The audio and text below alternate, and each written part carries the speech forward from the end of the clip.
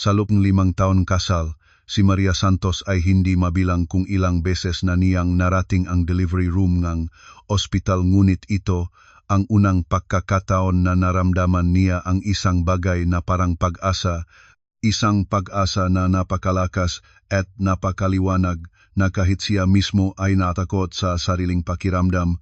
4 na buwan na. Ang sanggol sa kanyang sinapupunan ay patuloy na lumalaki ng maayos, malusog at matibay, isang tunay na himala pagkatapos ng 3 beses na napakasakit na pagkawala. Si Daniel Cruz, ang kanyang asawa, ay hindi nakasamahan sa kanya tulad ng dati. May biglang pulong daw sa opisina, ngunit tumawag siya sa telepono upang mag-alagang ng gatagubilin. Ang kanyang boses ay mababa at mainit, puno ng pagmamalasakit, katulad ng unang araw ng kanilang relasyon. Ngumiti si Maria sa sarili at sinabi niya sa kanyang puso na basta malusog at ligtas ang kanyang sanggol, lahat ng sakripisyo ay sulit. Nagmaneho siya pauwi sa kanilang bahay sa labas ng lungsod ng Maynila, isang magarang bahay sa isang exclusive subdivision sa Alabang, nakilala bilang tahanan ng isang batang executive director at ng isang talented interior designer. Malamang sana ay perpektong larawan ang lahat kung hindi lamang siya nagpasyang bumaba sa garahe muna. Habang si Daniel ay nagtatapon ng ilang bote, binuksan ni Maria ang pintuan ng upuang katabing driver.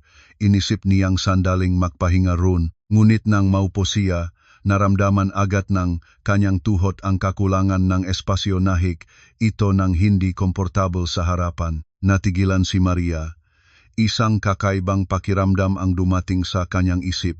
Siya ay halos 5 piye at 5 ang taas, at may tiyan pang 4 na buwan palagi siyang nagtutulak ng upuan paatras hanggang sa pinakamalayo para magkaroon ng sapat na espasyo.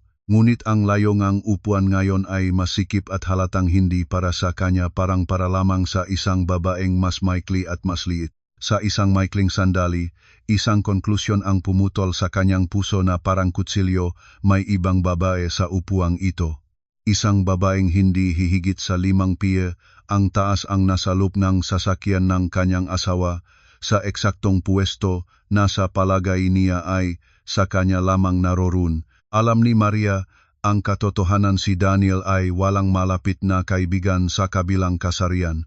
Huminga siya ng malalim, pinigilan ang nanginginig na damdamin na umaangat mula sa kaibuturan ng kanyang puso. Tahimik na itinaas niya ang upuan pabalik sa dati nitong posisyon. Ilang minuto ang lumipas, umakyat si Daniel sa sasakyan. Yumuko siya, maingat na inilagay ang kanyang kamay sa tiyan ni Maria. Ang kanyang boses ay malambot at puno ng pagmamahal. "Kumusta na ang ating munting bata ngayon? Ano ang sinabing doktor, mahal?" Pilit na hinila ni Maria ang sulok ng kanyang labi sa isang ngiti. Ang kanyang boses ay kalmado. "Maayos ang ating baby. Lahat ng results ay maganda." Lumingon siya sa bintana, na kunwaring tinitignan ang tanawin upang itago ang kanyang mamata na nagsimula nang maging komplikado. Nang gabing iyon, pagkatapos ng hapunan, tumanggap si Daniel ng isang tawag at nagmamadaling pumasok sa kanyang opisina. Pagkatapos nilinis ni Maria ang kainan, napadaan siya sa labahan at nakita ang damit na katataas lang ng kanyang suotin. Nang kunin niya ito, isang hindi kilalang amoy, matamis ngunit hindi pamilyar ang pumasok sa kanyang ilong ng biglaan. Ito ay ang pabango ng hardin, isang amoy ng pabango ng babae. Tiyak na hindi ang uri na kanyang ginagamit. Parang bumaksak ang puso ni Maria sa kailaliman. Maaring ang posisyon ng upuan ay aksidente ng nahugas ng sasakyan, ngunit ang amoy na ito ng pabango walang makatwirang paliwanag para dito. Nakatayo siya ng tahimik sa labahan. Ang mahal na kuwat sa kanyang kamay ay biglang naging mabigat. Bumukas ang pintong opisina. Lumabas si Daniel at nang makitang nakatayo siya ng walang kibo, ngumiti siya at lumpit. Yumakap sa kanya mula sa likod. Ang kanyang boses ay mainit tulad ng isang agos ng mainit na tubig. "Bakit ka nakatayo doon, mahal? Tapos na ang trabaho ko. Matulog na tayo ng maaga, kailangan natin ang pahinga para sa ating baby." Ang kanyang yakap ay nagdulot ng isang pangingini na dumaan sa gulugot ni Maria. Bahagya siyang nagtulak sa kanya, pinaksikapang panatilihing kalmado ang kanyang boses, tumingin ng diretso sa kanyang mga mata. Daniel, may kakaibang amoyng pabango sa iyong damit. Bahagya itong naktaas ng kilay si Daniel, isang lagwim ng pagkalito ang lumitaw sa kanyang mata. Napakabilis kung hindi maingat titingnan, hindi mo ito mahahalata. Agad niyang dinala ang damit sa kanyang ilong, aminin, at ngumiti ng natural. Nakalimutan kong sabihin sa iyo na kita kami ngayong hapon ni Ate Rosal mula sa partner company para talakayin ang bagong kontrata. Baka aksidenteng nahawakan lamang, talaga namang may maingat na pangamoy kayong nga babae.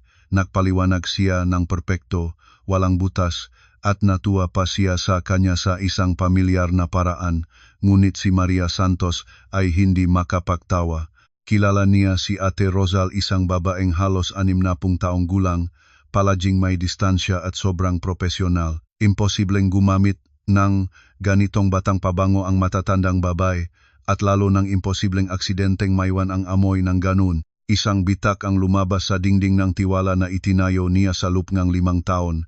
Nang gabing iyon, nakahiga sa tabing ang kanyang asawang mahimbing ang tulog, pantay ang hininga, si Maria ay hindi makatulog. Nakatinggala siya sa madilim na kisame, ang damdamin ng kalungkutan at takot ay bumabaw sa kanya. Ang pinakamasamang bangungot ay hindi ang kadiliman, kundi ang pag-alam na ang liwanag na matagal mong pinagtiwalaan ay isang makukulay na palabas lamang. Kinaumagahan, si Maria Santos ay nagising na may bahagyang maitim na ilalim ng mamata, ngunit ang kanyang mukha ay kakaibang kalmado. Hindi siya umiyak, hindi rin siya gumawang gulo. 3 beses na pagkawala ng sanggol ang nagturo sa kanya ng isang bagay, ang pag-aalboroto at kahinaan ay hindi naglulutas ng anumang problema, at maaari pa itong makasama sa sanggol na kailangan niyang protektahan ng higit sa lahat. Nahanda na si Daniel ng agahan isang mainit na lugaw ng mais at ilang magagaan na side dish na gusto niya. Maingat siyang tinulungan nito na umupo. Pinilas nito ang pagkain para sa kanya. Lahat ng kilos nito ay nagpapahaya ng pagiging perpektong asawa. Tumingin ito sa kanya, may bahagyang pag-aalala sa mga mata. Mahal, okay ka lang ba? Hindi ka makatulog kagabi o nag-isip ka na naman ng mabagay-bagay? Sinabi ng doktor, ang mood ng ina ay nakakaapekto sa sanggol. Ang masalitang iyon ay narinig ni Maria bilang isang nakatago na babala, parang sinasabi na ang lahat ng kanyang maduda ay dahil sa kanyang pagiging masyadong sensitibo na kasalanan niya. Bahagyang ngumiti si Maria at nag-isa ng kutsarang lugaw. Wala naman, Daniel. Baka dahil aktibo ang baby, kaya medyo mahirap akong makatulog. Kain ka na, malamig na. Alam niya na ang direktang harapan ngayon ay hahantong lamang sa mas mayos na pagsisinungaling. Ang tiwala ay parang papel kapag nasimot na, kahit sikaping patatagin pa, hindi na ito magiging tulad ng dati. Kailangan niyang patunay, ang patunay na hindi maaring itanggi, upang malaman kung anong uri ng tao ang taong natutulog sa tabi niya sa loob ng 5 taon pagkatapos ng agahan. Sinabi ni Maria kay Daniel na nais niyang pumunta sa isang mall para bumili ng maternity clothes at ng ilang gamit para sa bagong sanggol. Agad gustong samahan ni Daniel, ngunit maingay siyang tumanggi. Gusto ko muna sarili kong pumili. Mahal, pumunta ka na sa opisina, kaya ko nang mag-isip, maingat ako. Nang makita ni Daniel ang determinadong ayos ng kanyang asawa, hindi na niya pinilitan, basta at binalaan siyang mag-ingat sa paglalakad. Ngunit ang pupuntahan ni Maria ay hindi ang mall sa Ayala, kundi isang maliit na tindahan ng electronics na nakatago sa isang makipot na eskinita sa Quiapo. Pumasok siya sa isang tindahang nagbebentangam nga kagamitan para sa pagre-record. Ang kanyang boses ay malinaw at tiyak. Kailangan kong pinakamahusay na nakatagong kamera, matagal ang baterya at maaring ikonekta ng direkta sa telepono. Tinitingnan ng nagbebenta ang buntis na babaeng may marangyang ayos, hindi maraming tanong, at mabilis na ibinigay sa kanya ang isang maliit na aparato na kasing liit ng dulo ng kanyang kalingkingan. Nang makabalik sa bahay, tuwid na pumunta si Maria sa sala. Tumingin siya sa paligid at nahinto ang kanyang mamata sa isang malaking sisidlan ng mga bulaklak na hydrangea na nakalagay sa isang kahoy na stansa sulok ng kwarto. Iyon ang paboritong bulaklak niya, ang regalo ni Daniel sa bawat anibersaryo. Bahagyang nanginig ang kanyang mga kamay, ngunit ang kilos ay napakamatiyaga. Maingat niyang inilagay ang napakasamang kamera sa gitna ng bulaklak. Itinuon ang lens upang makita ang buong sala kasama ang sofa at ang pintuan.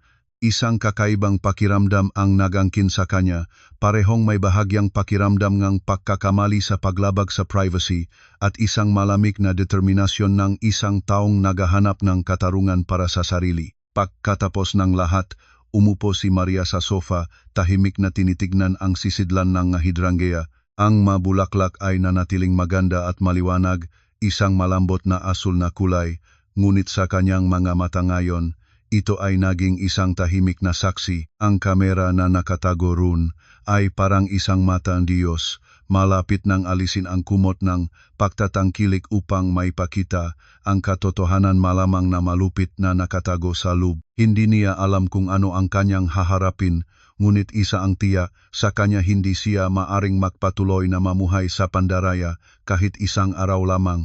Sa loob ng 2 araw pagkatapos, namuhay si Maria Santos sa isang estado ng mataas na pagbabantay.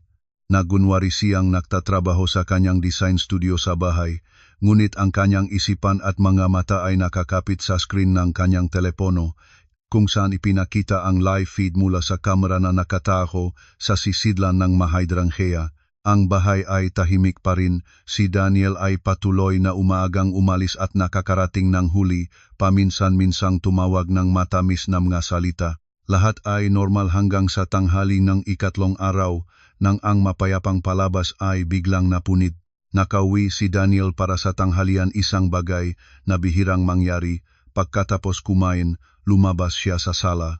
Sa pag-iisip na ang kanyang asawa ay nagpapahinga sa kwarto, inilabas ni Daniel ang kanyang telepono at ang kanyang dating payapang mukha ay biglang naging malambot at mapagmalasakit sa isang kakaibang paraan. Pinindot niya ang isang numero, ang kanyang boses ay mababa, may isang tono na hindi kailanman narinig ni Maria. Ako na ito. Nakakain ka na ba? Tandaan, kumain ka ng tama, huwag magpraning, hindi maganda sa ating baby. Kumapit ng mahigpit ang puso ni Maria. Ating baby. Tinatawag din niya ang ibang bata na baby. Nagdagdag pa siyang ilang malambing na salita, nanggakong isang bagay tungkol sa isang hindi malayong kinabukasan bago niya ibinaba ang tawag. Malinaw na ang katibayan ng pangangaliwa, ngunit bago pa maari niyang maproseso ang sakit na iyon, isang mas nakakatakot na panaginip ang sumapit. Sa sandaling iyon, tumunok ang kampanilya ng pintuan at pumasok ang biyenan niyang si Consuelo Cruz, ang ina ni Daniel na may hawak na isang thermal food carrier. Ang kanyang mukha ay nagliliyap ng ngiti. Masayang sinabi ng matandang babae sa kanyang anak na lalaki, "Aba, nandito ka pala, anak, nagdala akong tinolang manok para kay Maria." Mukhang napakahina niya ngayon. Kailangan ng maraming sustansya ang aming apo para maging malusog at matalino. Tumayo si Daniel at tinulungan ang kanyang ina. Ang kanyang mukha ay nagpapakita ng pagiging mapagmahal na anak. Nahirapan kayo ng todo para sa amin, Nay. Araw-araw kayo nagmamalasakit sa kanya. Narinig ni Maria ang kanilang mga tinig mula sa taas. Malalim siyang huminga. Inihanda ang kanyang sarili para sa susunod na palabas. Narinig niya si Consuelo. "Anak, tawagin mo ang iyong asawa para kumain habang mainit." Habang umaakyat si Daniel sa itaas, nag-isa si Consuelo sa sala. Maingat niyang binuksan ang thermal carrier, kinuha ang mainit na sopas, mabangong halimuyak ng mga halamang gamot at inilagay ito sa isang maputing mangkok. Sa palagay niyang walang nagmamasid, lumingon siya, mabilis na tumingin sa paligid ng isang beses. At ang susunod na ginawa ng matandang babae ay nagpatigas ng dugo sa katawan ni Maria na siyang nanonot ng lahat sa screen ng kanyang telepono. Nagabot si Consuelo ng isang maliit na bag ng papel na walang label mula sa kanyang bag. Pinunit ang bibig ng bag ng may kasanayan at agad na ibinuhos ang lahat ng puting pulbos sa loob sa mangkok ng sopas. Ginamit niya ang isang kutsara upang maingat na pukawin para matunaw ang pulbos. Lahat ng kilos ay walang kahit na bakas ng pag-aalangan, parang isang bagay na nagawa na niya ng napakaraming beses. Halos nahulog ang telepono mula sa nanginginig na makamay ni Maria. Kailangan niyang gamitin ang isa pang kamay upang takpan ng mahigpit ang kanyang bibig upang hindi makapiglas ng isang sigaw ng pagkakagulat. Ang mapagmahal na sopas ng biyenan, ang di umano'y pagmamahal ng isang ina ay pala isang malinis na pagtatago ng isang lason. 3 beses na pagkawalang sanggol, ang nga napakasakit na panahong iyon. Ang mga pagkakataon na pinagdesisyonan ni Maria na maling desisyon ang ginawa niya, na siya ang kulang ng pag-ingat, lahat ay biglang naging malinaw. Hindi dahil sa kanya, hindi dahil sa kapalaran, kundi dahil sa isang malupit na sabuatan na pinlano ng maaga. Isang sabuatan na nagmula sa mismong tao na palagi niyang tinatawag na nanay. Sa sandaling iyon, ang mapaa ni Daniel ay naririnig na sa labas ng pintuan na sinundan ng kanyang boses. Mahal, nakdala si nanayng sopas para sa iyo, gising na at kumain kaunti habang mainit. Mabilis na pinawi ni Maria ang screen ng kanyang telepono, pinaksikap na ayusin ang kanyang pahinga. Lumingon siya sa kanyang asawa, ngumiting mahina, ngunit sa ibaba, ang boses ni Consuelo ay bumalikwas. Malinaw at puno ng pagmamahal, isang boses na ngayon ay parang isang tawag ng kamatayan. Maria anak, bumaba ka na at kumain ng sopas habang mainit. Niluto ko ito para sa iyo ng buong umaga. Naramdaman ni Maria ang isang malamig na hangin sa kanyang gulugot, ngunit sa kanyang mukha ay pinaksikap niyang panatilihing kalmado. Hawa ang bisig ni Daniel, dahan-dahan siyang bumaba ng hagdanan, ang bawat hakbang ay parang tinatapakan ang mabasya na baso. Nakaupo si Consuelo sa sofa, at nang makita ang kanyang manugang na bumababa, nagmadaling tumayo, hawak-hawak ang mangkok ng sopas na umuusok pa rin, ngumiti at nagsabi, "Halika, anak ko, lumapit ka rito at kumain habang mainit. Kapag natapos mo ang sopas, masisiguro kong magiging malusog ka agad." Tinanggap ni Maria ang mangkok, ang kanyang makamay ay sadyang bahagyang nanginginig, parang lubos siyang natutunaw, ang palat niya ay lumabas ng malamig na pawis. Hindi niya maaring inumin ang sopas na ito, ngunit hindi rin siya maaring direktang tumanggi ng hindi nagdudulot ng suspetsa. Isang ideya ang kumislap sa kanyang isip. Nang lumingon siya upang lumayo patungo sa hapagkainan, ang kanyang paa ay naadlot sa gilid ng alpombra. Sumigaw siya ng gulat, ang kanyang katawan ay naksalubong pasulong. Ang sopas sa kanyang makamay ay dumana, kumakalat sa sahig na may marmol, ang mangkok ay naging mapiraso, ang mabangong halimuyak ng halamang gamot ay kumalat sa buong silid. Si Consuelo at si Daniel ay kapwa nagmadali palapit, ngunit ang kanilang mareaksyon ay ganap na naiba. Si Consuelo ay mapangganib na sinuryang makamay at paa ni Maria, ang kanyang boses ay punong pag-alala. "Naku po, okay ka lang ba? Nasugatan ka ba kahit saan?" Samantala, tumingin si Daniel sa kaguluhan sa sahig at biglang nagsalita ng may bahagyang sumpong. "Anong ginawa mo? Hindi mo ba mapigilan ang sarili? Pinagpaguran ni nanay ang sopas na iyon para sa iyo, tapos binasak mo na lang lahat." Yumukot si Maria, ang kanyang boses ay punong pagkukusang loob at takot. Po, pasensya na po kayo. Nanay, hindi ko sinadya, nahilo po ako." Sa sandaling lumingon si Consuelo para kumuhang basahan, mabilis na gumawa ng aksyon si Maria gamit ang isang malinis na tisyu na nakarekado sa kanyang bulsa. Binasa niya ang isang maliit na bahagi ng sopas mula sa sahig, sa lugar na may pinakakaunting mga piraso ng baso, at maingat itong ibinulong sa kanyang bulsa. Nang hapon ng araw na iyon, sa pagkukunwaring nagpupunta sa isang kliyente para talakayin ang mga materyales sa konstruksyon, nagmaneho si Maria patungo sa isang pribadong laboratorio na nakatago sa gitna ng lungsod ng Maynila. Ibinigay niya ang tissue sample sa kawani at humingi ng pagsusuri sa lahat ng sangkap nito, lalo na ang mga mapanganib para sa mga buntis. Pagkatapos umalis sa laboratorio, hindi siya agad umuwi. Sa halip, nagmaneho siya patungo sa isang tahimik na cafe. Umupo sa isang tago na sulok, malalim na huminga, at pinindot ang isang numero ng telepono na matagal na niyang hindi natawagan. Ang kabilang dulo ay mabilis na sumagot, isang malalim at mainit na boses ng lalaki. Nakarinig ako. Pinagsikapan ni Maria na panatilihin ang kanyang boses ng hindi nanginginig. Kuya Miguel, ako ito si Maria Santos. Humihingi akong paumanhin sa pag-abala, ngunit tunay na kailangan kong tulong. Si Miguel Bautista, isang bihasang abogado at nakatatandang kuya sa kolehiyo na palagi niyang iginagalang, ilang segundo lang ang katahimikan bago sumagot. Ang kanyang tono ay kalmado ngunit puno ng pagmamalasakit. Maria, ako ito. Ano ang nangyari? Parang hindi maganda ang tunog ng iyong boses. Ang katahimikan sa kanyang boses ay nagpadama sa mata ni Maria ng mainit na pag-init. Maikli niyang sinabi, nakakaranas akong napakabigat na problema sa aking kasal at kailangan kong payo mula sa isang abogadong lubos kong mapagkakatiwalaan. Agad na sumagot si Miguel Bautista ng walang pag-alangan.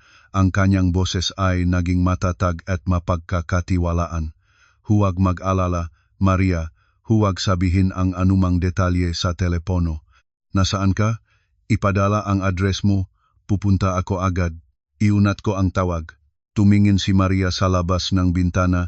Ang araw ng hapon ng Maynila ay sumasalok sa pamamagitan ng salamin. Dinadyaryo ang ginto sa buong espasyo, ngunit hindi siya nakakaramdam ng kahit anong init.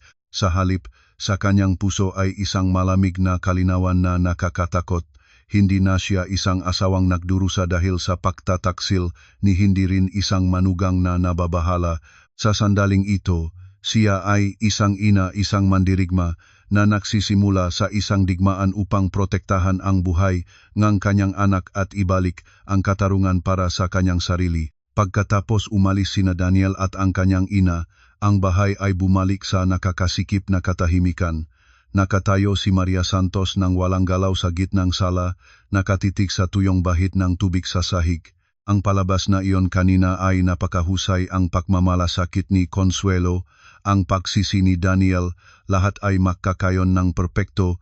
Ginagawa siyang parang walang pagpapahalaga, isang manugang na hindi nagpapasalamat sa pusong biyenan. Kung wala ang kamera, baka mismong si Maria ay maniwala na siya ang nagkamali, na masyadong naginuha ng walang dahilan. Si Consuelo ay talagang isang bihasang artista, hindi siya nagagalit, nagpapakita lamang ng kalungkutan at pag-aalala. Ang nakunwaring damdaming iyon ay mas nakakatakot ng 10,000 kaysa sa anumang peg-away. Hinawakan nito ang kamay ni Maria, hinalukay ng malambot, ang mga matang puno ng pagmamahal. Wala iyon, anak, natapon mo. Okay lang, basta hindi ka nasugatan, masaya na si nanay. Pinili ko ang pinakamainam na manok mula sa palengke kaninang umaga, nagdagdag ng maraming halamang gamot, lahat ay para lang sa kalusugan mo at ng iyong baby.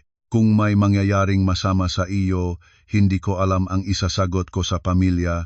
Bawat salita ng matandang babay ay parang hindi nakikitang mga karayom na tumuturok sa bawat ugat ni Maria. Palagi itong nagsasalita tungkol sa apo, tungkol sa kalusugan niya, ngunit ang kilos naman ay nagbubuhos ng nakalason na pulbos sa mangkok. Ang ganitong kabaliktaran ay nakdulot ng pagkahilaw sa kanya. Tumingin si Daniel sa kanyang ina na umiyak ng mapihati, pagkatapos ay lumingon sa kanyang asawa ng may seryosong mukha. Maria, tignan mo ang ginawa mo. Matatanda na si nanay, pero araw-araw na pumupunta rito para alagaan ka, hindi ka man lang maingat ng kaunti. Kailangan mong pahalagahan ang kagandahang loob ni nanay, huwag siyang bigyan ng pagdurusa. Nagsalita siya ng natural, parang talagang naniniwala na ang kanyang ina ay isang dakila at si Maria ay isang walang kwentang manugang. Biglang napagtanto ni Maria hindi lamang sila mga kasabwat, sila ay isang perpektong koponan, isa gumaganap, isa nagpapatibayng tiwala, makasama nilang hinuhubog ang isang matamis na bitag. Yumukot si Maria, bahagya itong nanginig ang balikat, ang kanyang boses ay punong pagsisisi.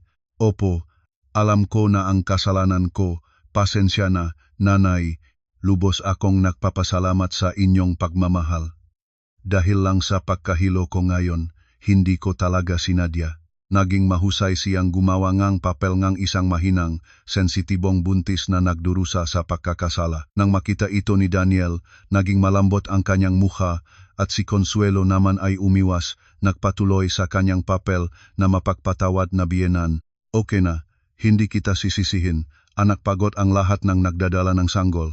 Pumunta ka na sa kwarto at magpahinga, dito na si nanay ang magayos. Bago umalis, hindi nakalimutang hawakan ni Consuelo ang kamay ni Maria na may mapagmahal na payo. Bukas, magluto ulit akong sopas para sa iyo, mas masustansya patandaan, magingat sa kalusugan at huwag mag-isip ng labis. Naiintindihan mo ba?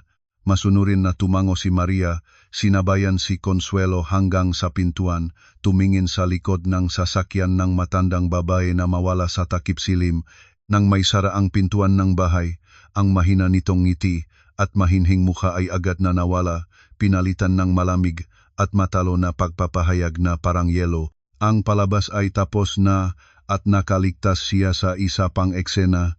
Ang bahay na ito, ang tahanan na buong pusong pinagsikap niyang buuin, ay wala ng pinakaiba sa isang nakakatakot na entablado kung saan siya parehong manonood at pangunahing artista ang kanyang sariling buhay. Sa loob ng 2 araw pagkatapos, lalong naingatan ni Maria, nagdahilan siyang may karamdaman at hindi makakain ng mataba upang tanggihan ang lahat ng pagkain at inumin na dinadala ng kanyang biyenan. Alam niya na habang nasa bahay pa siya, ang panganib ay nagtatago sa bawat sulok.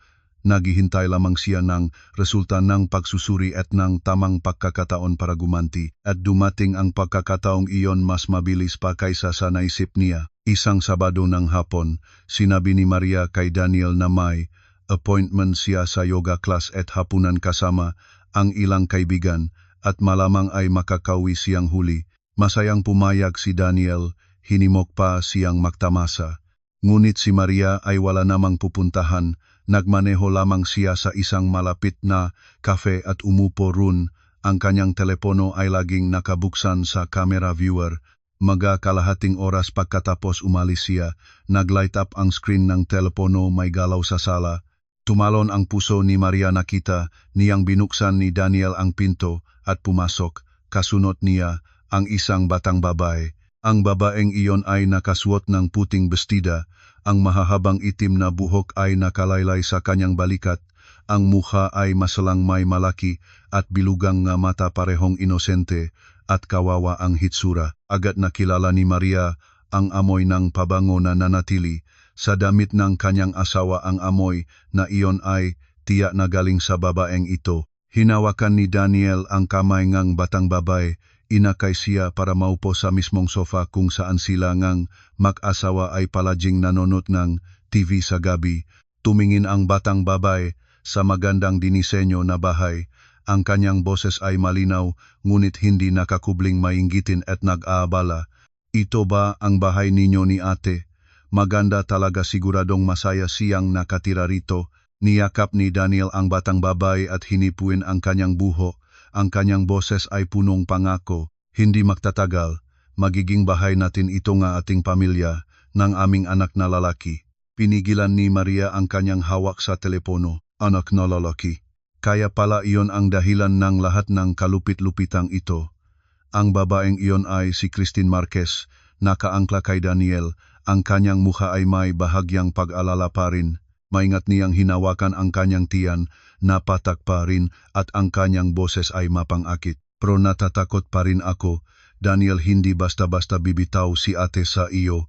Ayaw kong ang ating baby ay ipinanganak ng walang opisyal na estado na ituturo ng mga tao. Ngumiti si Daniel ng isang ngiti na punong tiwala at walang habak na hindi pa nakita ni Maria. Yumukot siya upang bulong kay Christine, ngunit sapat para marinig ng kamera.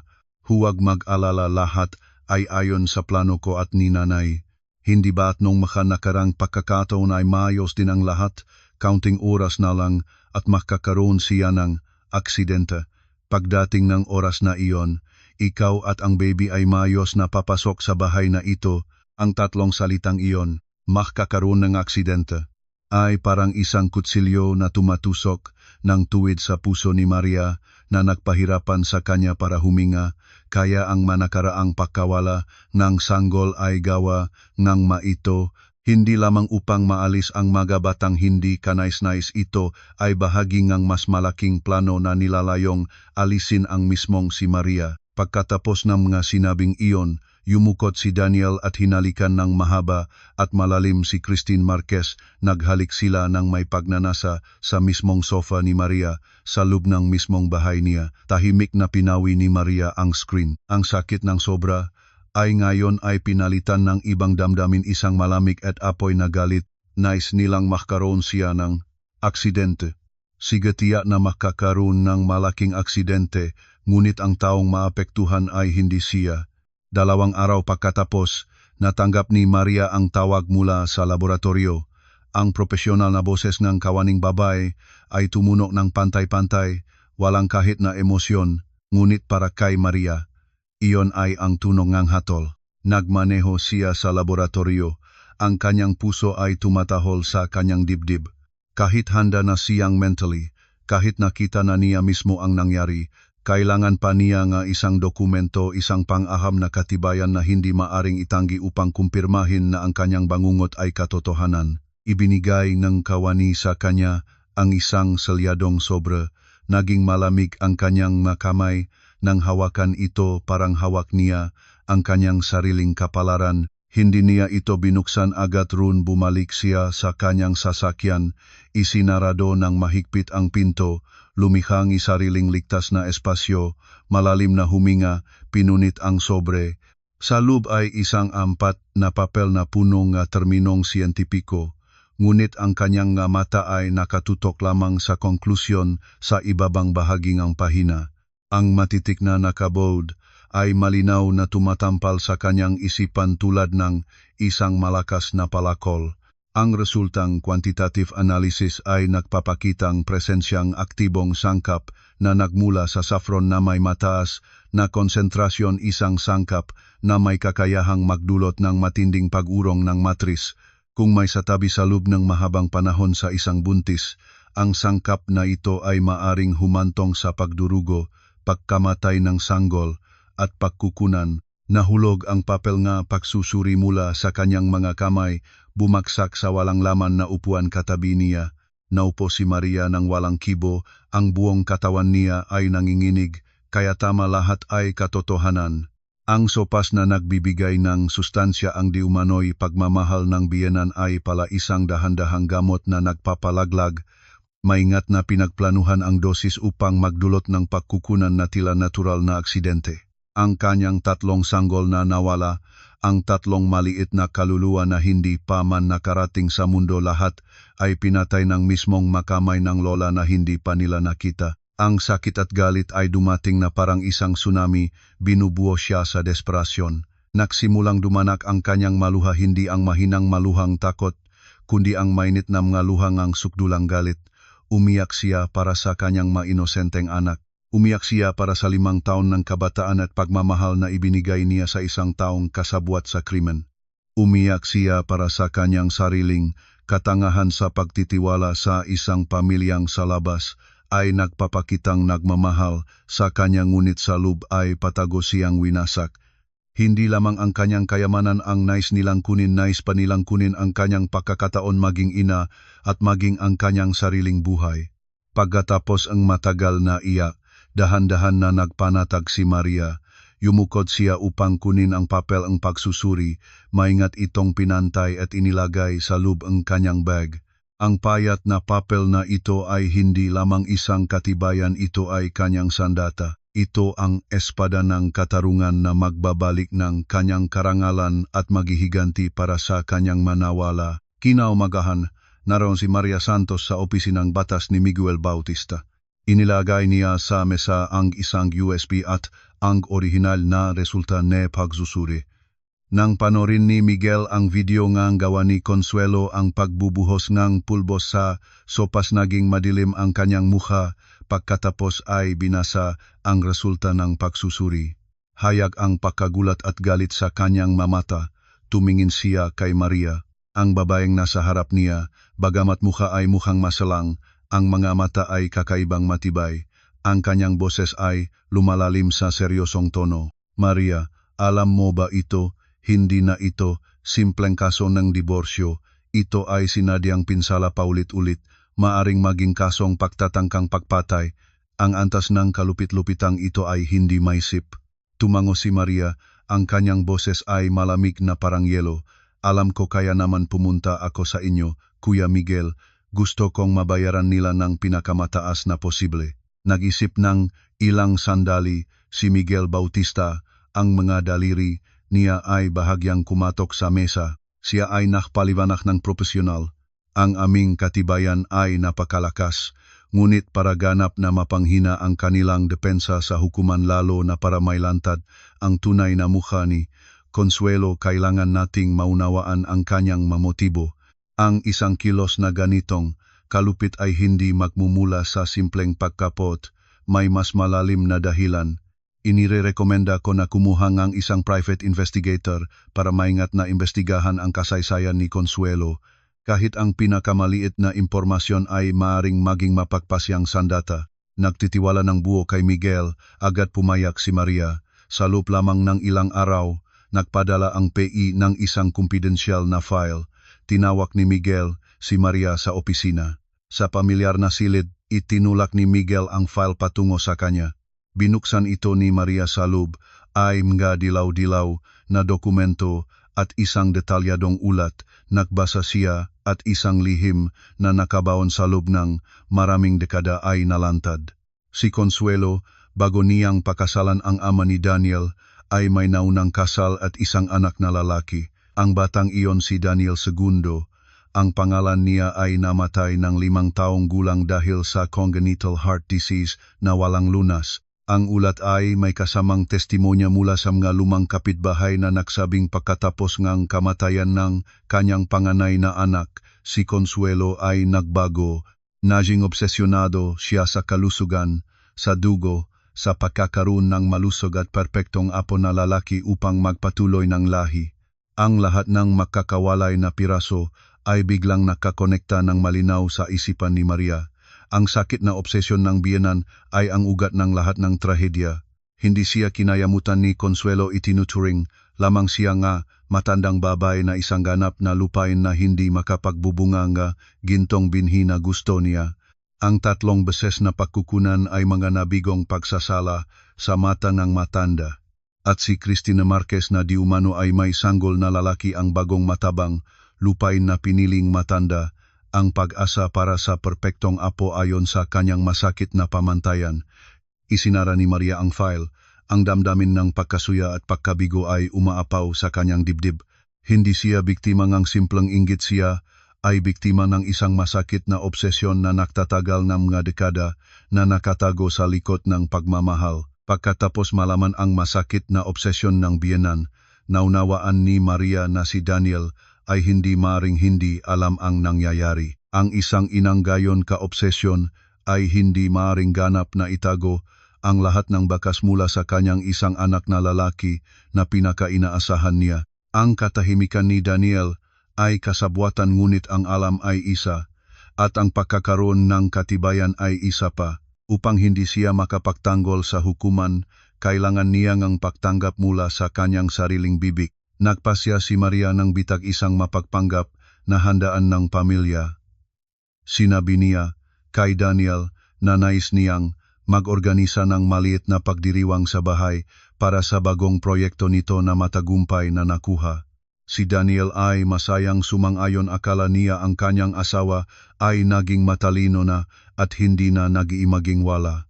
Nag-imbita siya ng ilang malapit na kaibigan, kasama na si Carlo, ang taong palagi niyang tinatawag na pinakamatandang kaibigan, ngunit hindi niya alam na si Carlo ay taong inilagay ni Miguel Bautista. Naging masaya ang handaan. Perpektong ginampanan ni Maria ang papel ngang mapagmahal na asawa, palaging nag-asik ng pagkain at nagbubuhos ng inumin para sa kanyang asawa at sa mga kaibigan nito. Nang makita niyang medyo lasing na si Daniel, nagdahilan si Mariang pagod. Kailangan niyang magpahinga ng maaga sa kwarto, iniwan ang espasyo para sa mga lalaki. Bago umalis, tahimik niyang binuksan ang recording mode ng lumang telepono na nakalagay sa aklatan malapit roon. Sa ibabang bahagi, Pagkatapos ng ilang inumin, sinimulan ni Carlo na gabayan ang usapan ayon sa script na maingat na inihanda ni Miguel. Tapik niya ang balikat ni Daniel, ang kanyang boses ay nagpapahayag ng pakikiramay. Hoy, mukhang pagod si Maria ngayon, tila mas mahirap ang beses na ito kaysa doon sa mga nakaraang pagkakataon. Alagaan mo siya, hahuwag hayaang may masama pang mangyari. Bumuntong hininga si Daniel ng malalim, may kasamang reklamo. Ano ba ang alam mo? Puno ngang pressure, walang kasiyahan. Umasa ka, pagkatapos ay mabibigo. Pagod na ako. Nagilawang sigarilyo si Carlo, humitit ng malalim at basta-basta nagsalita. Baka hindi talagang bagay sa inyong pamilya si Maria.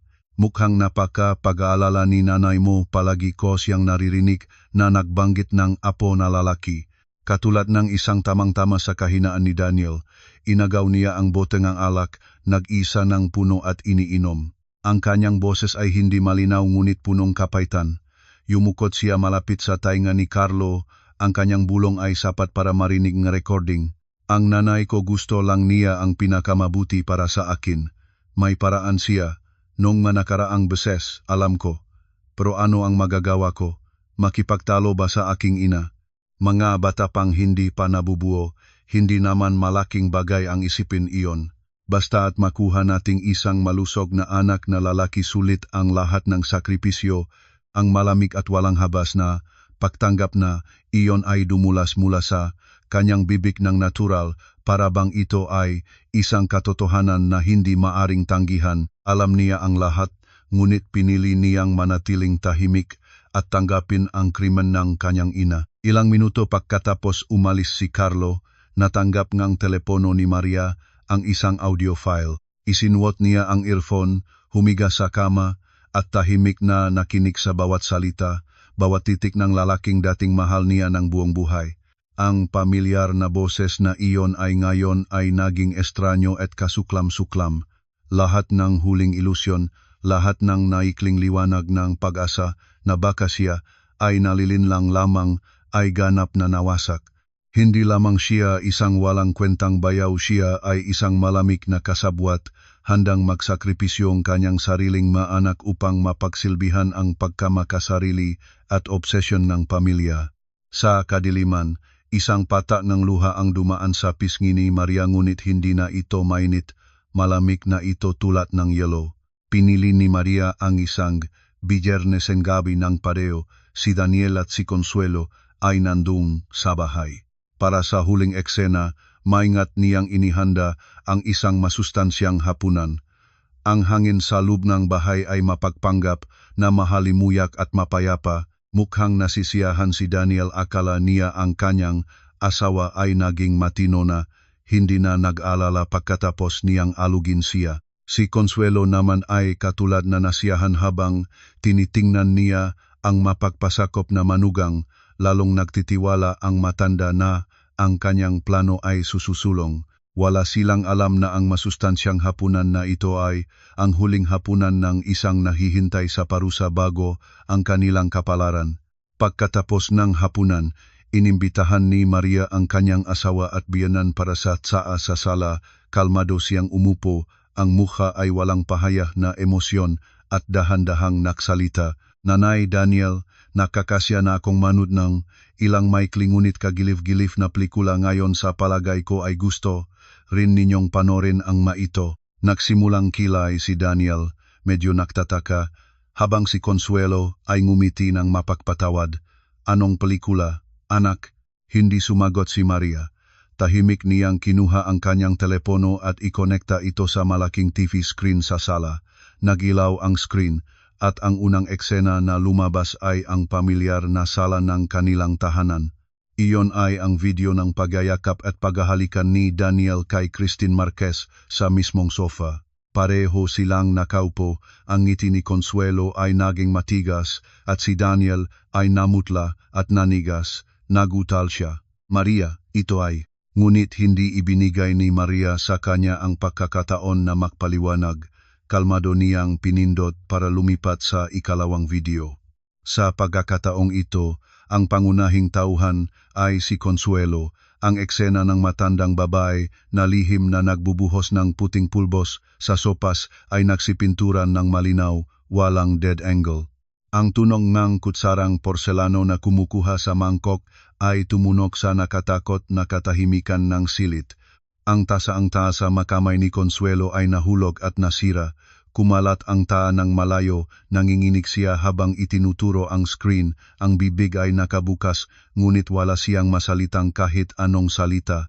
Tumingin si Daniel sa kanyang ina, pagkatapos ay lumingon kay Maria sa kanyang nga mata, ay lumabas ang matinding pagkagulat, ngunit ang bangungot ay hindi pa tumitigil. Patuloy ni Maria na isinwat ang audio, recording ng pagtanggap ni Daniel ng may kalasingan.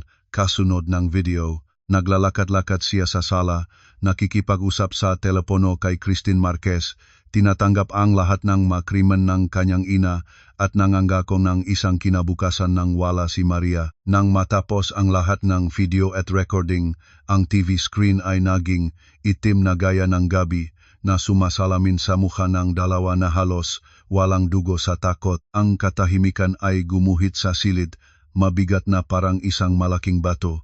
Lahat ng pagtanggi, lahat ng katwiran ay naging walang kahulugan sa harap ng mahindi maaring itanggol na katibayan. Nanatili si Maria sa kanyang upuan, ang malamig na mga mata niya ay naglibot sa 2 taong nanginginig sa harap niya.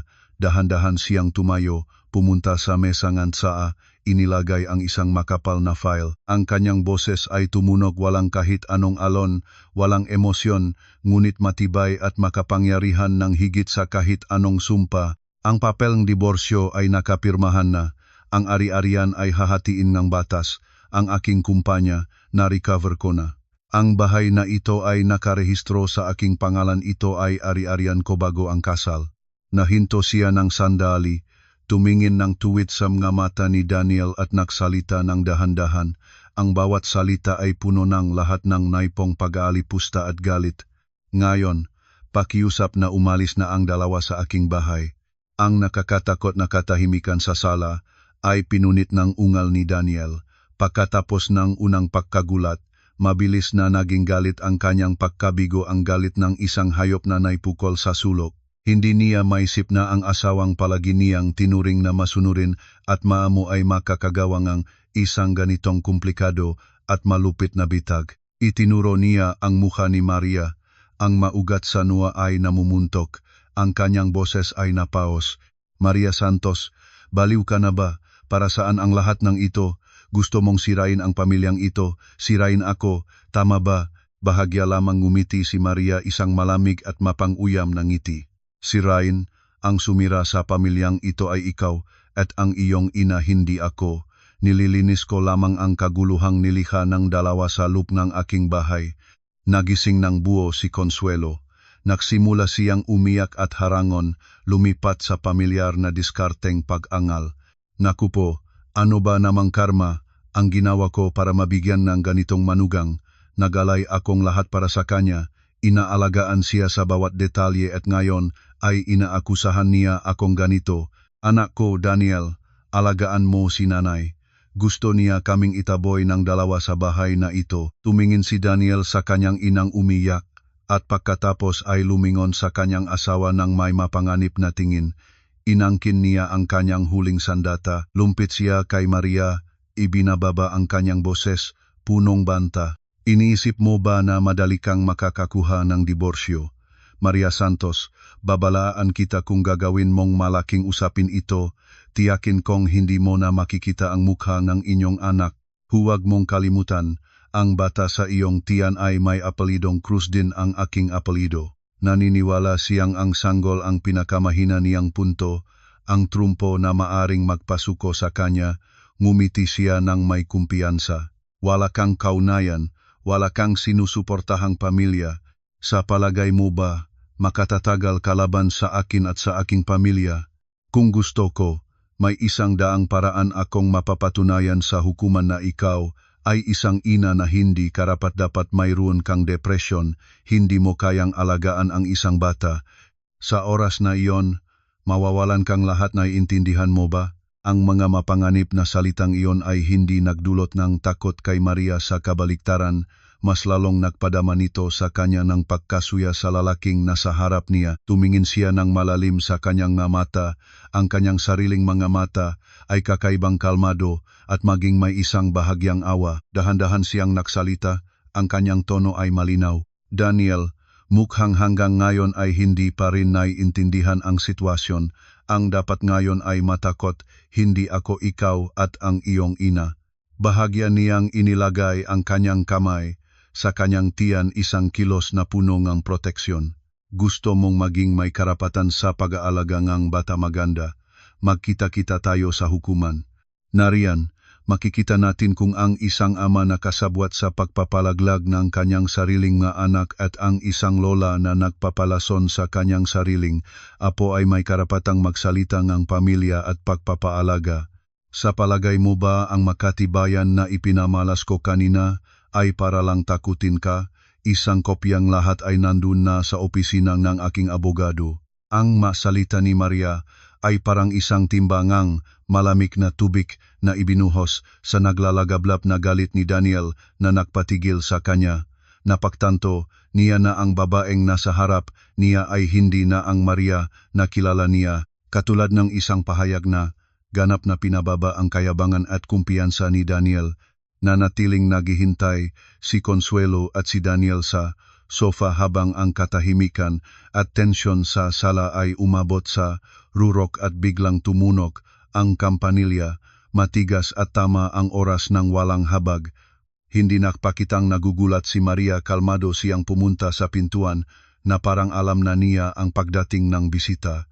Nang buksan ang pintuan, si Miguel Bautista ay lumabas na may maingat na puting polo at itim na Amerikana.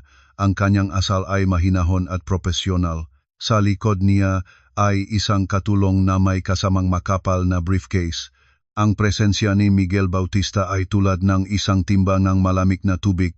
Sa wakas ay ganap na pinatigil ang natitira pang mahinang pag-asa sa puso ni Daniel at Consuelo. Napagtanto nila na si Maria ay hindi nag-iisa, mayroon siyang matibay na pundasyon, isang kapangyarihang hindi nila maaring balewalain. Pumasok si Miguel sa bahay. Magalang nang ngumitian si Maria. Pagkatapos ay lumingon sa dalawang umupong tao sa sofa. Ang kanyang matang matalim na tila makabasang puso ng iba. Iniabot niya ang kanyang business card. Ang kanyang boses ay hindi mataas o mababa, ngunit may hindi nakikitang bigat. Magandang gabi, Ginong Daniel, Ginang Consuelo. Ako si Miguel Bautista, legal representativo ni Maria Santos. Nahinto siya ng sandali upang ang dalawang salitang legal representative ay lumubog sa nababalisa nilang isipan bago nagpatuloy. Narito ako ngayong gabi para opisyal na ipabatid sa inyo ang ilang bagay. Ang lahat ng katibayan ng inyong patuloy at sinadyang pagpapahirap sa isang buntis at ngang inyong pakanalaban sa kanyang ari-arian sa loob ng matagal na panahon, maingat na pinagsama-sama ngang aming koponan sa isang kumpletong file. Inudyukan niya ang kanyang katulong na ilagay ang briefcase sa mesa. Ang matigas na tik ng pag-unlock ng briefcase sa tahimik na silid ay tumunog tulad ng martilyo ng hukom. Inilabas ni Miguel ang isang tumpok ng dokumento, hindi ibinigay sa kanila para tingnan kundi hawak sa kanyang kamay na tila hawak niya ang kanilang kapalaran. Ang makatibayan na ito video, recording, mga resultang medikal na pagsusuri at testimonya ng mga saksi ay ganap na sapat para maghain ng kriminal na kaso. Sa ilalim ng kasalukuyang batas, ang kilos ng ginang dito ay maaring usakupin ng kasong sinadyang mabigat na pinsala na paulit-ulit. Samantalang ang kilos ng ginoong ito ay kasabwatan at pagtatagong ng krimen, hindi pa isinasaalang-alang ang usapin ng ari-arian at pag-alagang bata na lilinawin natin sa hukuman ng diborsyo. Nagsimulang manginig si Consuelo at si Daniel naman ay lumabas ang pawis sa kanyang noo. Ang pangarap ng pagkuha ng pag-aalaga ng bata, ng pagpapatalsik kay Maria ng walang dala na wasak. Ngayon ang usapin ay hindi na yaman, ito na ay kalayaan. Tumingin ng direkta si Miguel sa kanilang mata, tinapon ang huling mapagpasyang suntok upang tapusin ang lahat ng paglaban. At para hindi na kayo mag-abala pang mag-isip, isang kopya ng file na ito ay ipinadala na namin sa pulisya ngayong hapon. Naniniwala akong makikipag-ugnayan sila sa inyo para sa investigasyon. Ang aking payo ngayon ay humanap kayo ng kanya-kanyang abogado. Pagkatapos, sabihin niyon, ni isang segundo pa ay hindi natira si Miguel. Magalang niyang ngumitian si Maria. Pagkatapos ay nang may katulong ay kalmadong umalis, nag-iwan ng isang wasak na takpuan sa likod. Naupo sina Daniel at Consuelo sa sofa, ang kanilang mamuka ay walang ni isang patak ng dugo. Natalo sila ng kasindak-sindak. Ang kapangyarihan, ang yaman, ang nga bagay na palagi nilang itinuturing na pinakamataas na sandata ngayon ay walang silbi sa harap ng batas na itinala ni Maria Santos. Pagkatapos umalis si Miguel Bautista, nagmadaling nagipon ng mga personal na gamit sina Daniel at Consuelo sa matinding pagkabahala. Wala nang mabanta, wala nang drama ngang pagiyak, takot na lamang ang nagtatakda. Pagkakasara ng pintuan ng kanilang sasakyan, ang katahimikan ay agad na pinunit ng sigaw ni Consuelo. Lumingon siya at nagpalampas-lampasin sa kanyang anak na lalaki, ang kanyang boses ay masakit at puno ng put. Walang kwenta ka, lahat ay kasalanan mo. Pinalaki kita ng napakaraming taon, ibinigay ko sa iyo ang lahat ng kayamanan at kahit isang babae ay hindi mo mapigilan, hayaan mong tapakan niya ang buong pamilya. Papapuntahin mo ako sa bilangguan ngayon, masaya ka. Nasa sukdulang stress si Daniel at ang mga pagawe ng kanyang ina ay nagpalabas ng apoy sa kanya. Itinapon niya ang kamay ng kanyang ina, sumigaw ng may pantay na galit. Kasalanan mo ang lahat, Nay, kung hindi mo ginawa ang mga makadiyos na bagay na iyon, hindi tayo napunta rito. Sinabi ko sa iyo ng maraming beses na tignan na ngunit hindi ka nakinig, palagi kang nakisip ng apo na lalaki. Ngayon ay maganda walang apo na lalaki, bilangguan na lang ang darating. Tinapik niya ng malakas ang gas pedal, ang sasakyan ay bumalikwas ng mabilis sa gabi parang isang nasugatang hayop na tumakas. Ang pagawe sa loob ng sasakyan ay lalong naging masidi. Nagbuntong sino silang lahat ng kasalanan sa isa't isa. Ang pinakamasakit na mga salita, ang naipon na sama ng loob ay inilabas ng walang habag. Sinumpa ni Consuelo si Maria bilang masamang duha at si Daniel naman ay sumigaw na ang katangahan at kasamaan ng kanyang ina ang sumira sa lahat.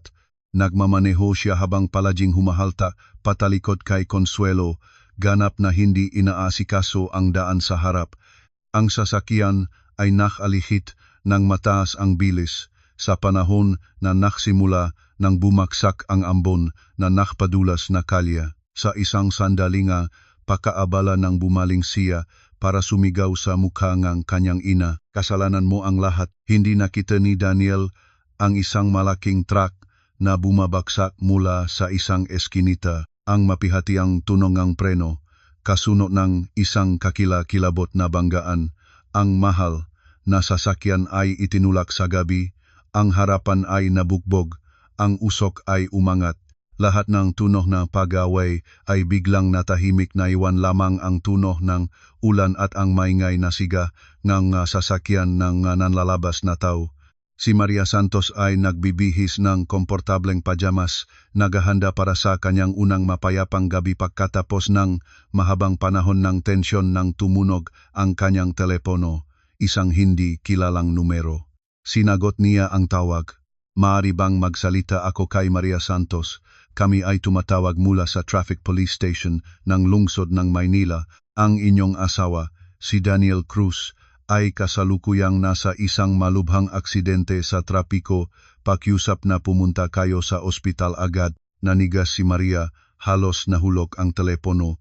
Walang pagmamahal ang naramdaman niya, ni walang pagmamalasakit, ngunit ang balitang ito ay nagulat pa rin sa kanya. Ang kanyang plano ay nagulong, ang isang hindi inaasahang pangyayari na hindi niya maaring mahulaan. Nagmadaling nagbihis, kumuhang taksi patungo sa ospital. Ang maingay na eksenang emergency room ay tumalab sa kanya. Ang amoy ng disinfectant, ang mabilis na mga hakbang nga doktor at nurse, ang iyak ng mga pamilya ng mga pasyente, lahat ay halo-halong ingay. Nakita niya ang 2 hospital bed na pinasok sa operating room at sa mga ito ay 2 tao na punong dugo. Kahit hindi malinaw ang mukha, alam niyang ito sina Daniel at ang kanyang ina. Ang kanyang planong maayos na pagbabalik ay ngayon ay naipihit sa ibang direksyon, punong kaguluhan at kawalang katiyakan. Ang espasyo ng emergency room ng ospital sa lungsod ng Maynila ay maingay at nakakasikip. Nakaupo si Maria Santos sa malamig na bangko. Ang kanyang malinaw ng tiyan sa ilalim ng kanyang jacket ay napakapansin sa kalagitnaan ng karamihan. Nakipag-ugnayan na si Jacay Miguel Bautista at maikli itong ipinaalam ang sitwasyon. Sinabi nito na darating agad. Si Maria ay walang natatanging damdamin, walang kalungkutan, walang kasiyahan, nararamdaman lamang niya ang isang walang lamang pagod. Ang palabas na inidirehe niya ay nagkaroon ng hindi inaasahang katapusan, isang katapusan na isinulat ng mga artista mismo sa pamamagitan ng kanilang sariling katangahan at galit. Sa sandaling iyon, isang payat at masalang anino ang dumaplis sa emergency room. Ang magandang mukha ay ngayon ay sinaluhan ng luha. Ito ay si Christine Marquez. Nang makita si Maria, tulad ng isang palipas na apoy, lumundak siya palapit. Ang 2 mata ay pula ng pag-iyak, ang kanyang boses ay mataas at mapusok. Maria Santos, ikaw ang may kasalanan nito. Kung hindi mo pinigilan ng labis si Daniel at ang kanyang ina, hindi sana sila napunta rito. Masamang bunga ka, isang masamang bituin. Ang pamilyar na takpongang pagsisisisingang 3 partido, ngunit si Maria ay wala na ngayong panahon para makipagtalo. Tumingin lamang siya kay Christine. Ang kanyang mata ay malamig at malayo. Kalmadong nagsalita si Maria. Ang kanyang boses ay walang alon. Ginang Christine, ito ay isang ospital, hindi isang palengke. Kung gusto mong malaman kung sino ang tama at sino ang mali, hintayin ang investigasyon ng pulisya. Ngayon, ang tanging taong may legal na karapatan para makipag-usap sa ospital ay ako, ang legal na asawa ni Daniel Cruz. Pakiusap na umupo sa isa pang gilid at manahimik. Ang katahimikan at kapangyarihang opisyal na asawa ni Maria ay napatahimik. Si Christine, maaari siyang sumigaw, maaari siyang manungayaw, ngunit sa harap ng batas, siya ay wala. Sa sandaling iyon, bumukas ang pintuan ng operating room at lumabas ang isang matandang doktor. Ang kanyang mukha ay seryoso ng seryoso. Tinanggal nito ang kanyang face mask, tumingin sa paligid at nagtanong, sino ang kamag-anak ni pasyenteng Daniel Cruz? Agad na tumayo si Maria. Ako po, doktor, ako ang asawa niya. Tumingin ang doktor sa tiyan ni Maria at sa kanyang mamata ay may isang bahagyang habag. Desto diretso siyang nagsalita.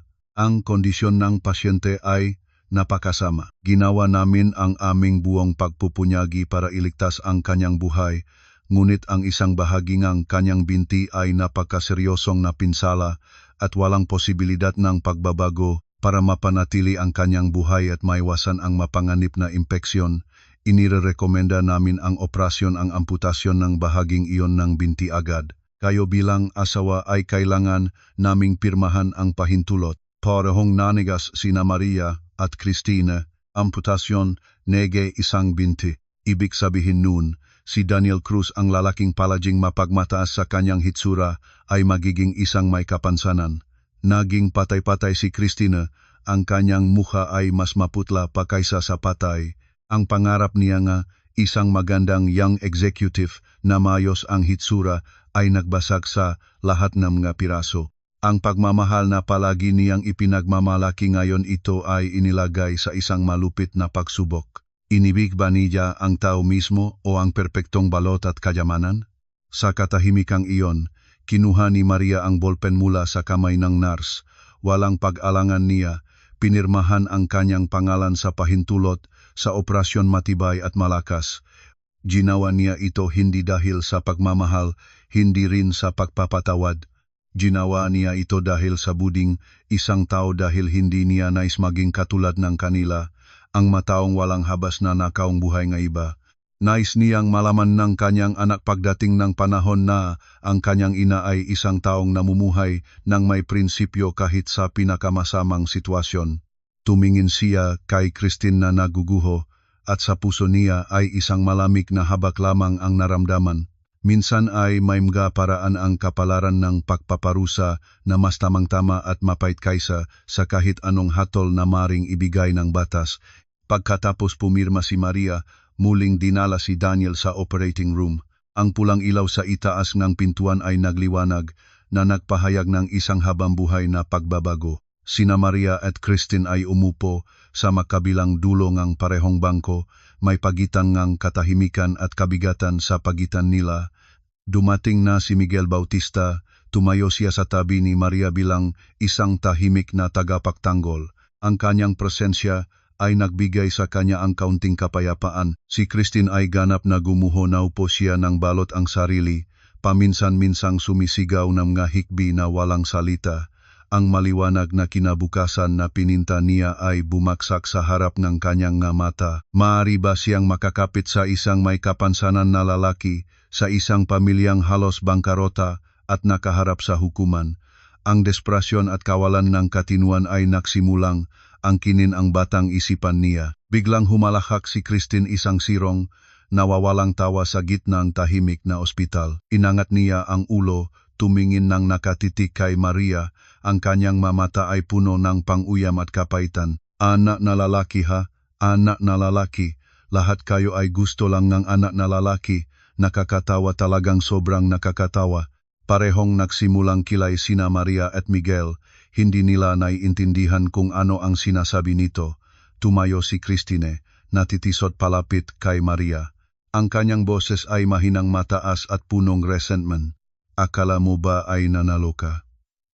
Alam mo ba, ang pamilyang ito, ang lalaking ito na kapwa, pinag-agawan natin, handa nilang gumawa ng lahat ng kasamaan, lahat ay para lamang sa isang apo na lalaki. Ngunit nakakatawa, sobrang nakakatawa. Muling humalahak siya, ang luha ay dumaloy sa kanyang pisngi, pagkatapos ay bigla siyang sumukot sa tainga ni Maria. Ang boses ay baling ngunit sapat para marinig ni Miguel na nakatayo sa tabi, walang anak na lalaki. Ang ultrasound result ay pagkabinayaran ko para sa iyon. Niloko ko si Daniel, niloko ko ang kanyang ina, niloko ko kayong lahat. Isang tiket na lang ang gusto ko para makapasok sa bahay na iyon. Ang pagtanggap na ito ay parang isang bomba na pumutok sa gitna ng ospital corridor. Nanigas si Maria, nagulat din si Miguel. Ang lahat ng motibo, lahat ng krimen, lahat ng sakripisyo, at paghihinagpis ni Maria ay bunga ng isang sinungaling na batang babae. Sa sandaling iyon, bahagyang bumukas ang pintuan ng recovery room malapit doon. Inilabas ng isang nurse ang hospital bed ni Daniel para ilipat sa intensive care unit. Gising na siya mula sa operasyon, mahina pa ngunit may malay na at narinig niya ang lahat ng ulat na pagtanggap ni Christine. Ang mga mata ni Daniel ay bumukas ng malaki, nakatitig ng diretso sa kanyang dating kasintahan. Nawalan na siyang isang binti. Nakatulog ang kanyang ina sa ospital na hindi pa alam kung mabubuhay pa. Ang kanyang karera at kalayaan ay malapit ng maging alikabok. At ngayon ay natuklasan niya na ang pag-asa ng buong pamilya, ang bagay na kanyang ipinagpalit ng lahat ay isang pandaya lamang. Isang matinding galit ang sumilakbo sa mga walang lirang mata ni Daniel Cruz, isang galit na mas malaki pa sa pisikal na sakit. Nakita ni Christine ang tingin na iyon, nagulat siya at lumayo, napagtanto na ang kanyang sariling huli ay pinawi ang kanyang sariling makamay. Nakatayo lang si Maria roon ng tahimik, nakasaksi ng lahat. Isang mandaraya at isang mapagtataksil ang mataong dati makasosyo sa isang malupit na pakana ay ngayon ay naging mortal na kaaway. Ang gulong ng katarungan ay nag-ikot ng kusa, binurok sila ng walang habas ng hindi na kailangang gumalaw pa si Maria ng kahit isang daliri. Ang diborsyo ni Maria Santos at Daniel Cruz ay narinig sa lihim ayon sa kahilingan ni Miguel upang protektahan ang kanyang kliyente mula sa suringang media. Ngunit ang hangin sa loob ng korte ay seryoso at mabigat pa rin. Si Maria Santos, ang kanyang tiyan ay nasa 7 buwan na ay nakatayo ng tuwid sa paning ng nakahabla. Sa tabi niya ay si Miguel Bautista, kalmado at profesional ang ayos. Sa kabila, si Daniel Cruz ay nakaupo sa isang wheelchair, isang paningang pantalon ay walang laman, ang mukha ay binalat sibuyas at puno ng kapaitan at desperasyon. Nawala na sa kanya ang lahat kalusugan, karera, at pananampalataya sa mga tao. Hindi kailangang magsalita ng marami si Miguel, inilabas niya sa harap ng hukuman, sunod-sunod, ang bawat katibayan ng sistematiko at malamig. Ang video ng pagpapalakas ng lason ni Consuelo, ang resulta ng pagsusuri ng inilason na sangkap, ang video ni Daniel Cruz na may kasamang kaserong at nangangako ng kinabukasan nang wala ang kanyang asawa. Sa huli, ang recording at video ngang hindi maaring itanggol na pagtanggap niya. Sa bawat katibayan na inilabas, ang hangin sa korte ay lalong naging nakakasikip. Ang abogado ni Daniel Cruz ay halos walang maibigay na anumang sapat na argumento gumawa, lamang NG palihan sa palihid NG mga dahilan tulad NG na asiwa, ITC, hindi makontrol ang sarili. Naupong parang isang estatua si Daniel Cruz, tahimik, wala na siyang lakas para makipagtalo o sumigaw. Sa mga nagdaang araw, naranasan na niya ang lahat ng kapaitan ng buhay. Ang kanyang ina ay nakatulog pa rin sa ospital. Ang kanyang kasintahan ay niloko siya ng hayagang paraan. Ang kanyang karera ay bumaksak at ang mga kaibigan ay napalayo. Ngayon ay nandito siya para harapin ang babaeng palagi niyang binabalewala at pinakawalan at napaktanto kung gaano siya kabigong talo. Pagkatapos tiningnan ang lahat ng katibayan, ang hukom isang babaeng may edad na may seryosong tingin ay tumingin kay Daniel Cruz nang may isang hindi natatago na kabiguan. Sa huli ay nakpalakpak siyang martilyo. Ang kanyang boses ay matibay at malinaw habang inihahayag ang huling resulta. Ang diborsyo ni Maria Santos ay tinanggap. Ang buong pag-aalaga ng bata pagkatapos ng panganganak ay ganap na mapupunta sa ina. Sa ari-arian ang bahay at ang buong kumpanya ng interior design ay natukoy bilang personal na ari-arian ni Maria. Si Daniel Cruz ay walang karapatang makialam.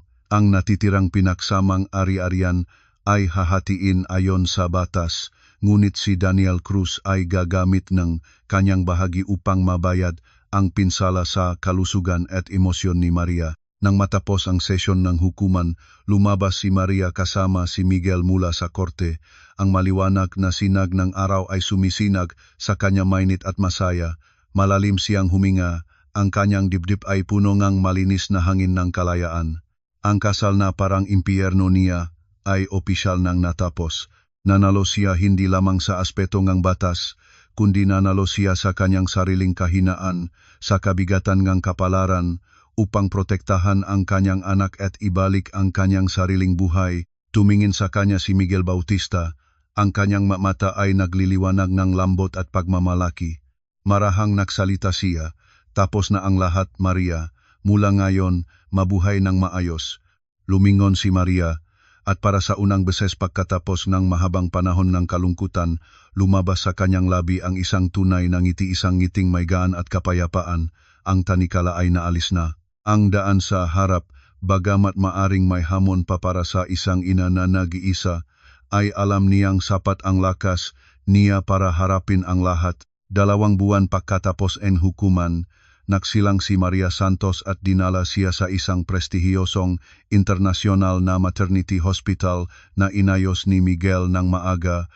Ang sakit ng panganganak ay matagal at matindi, ngunit pinaglaban ni Maria.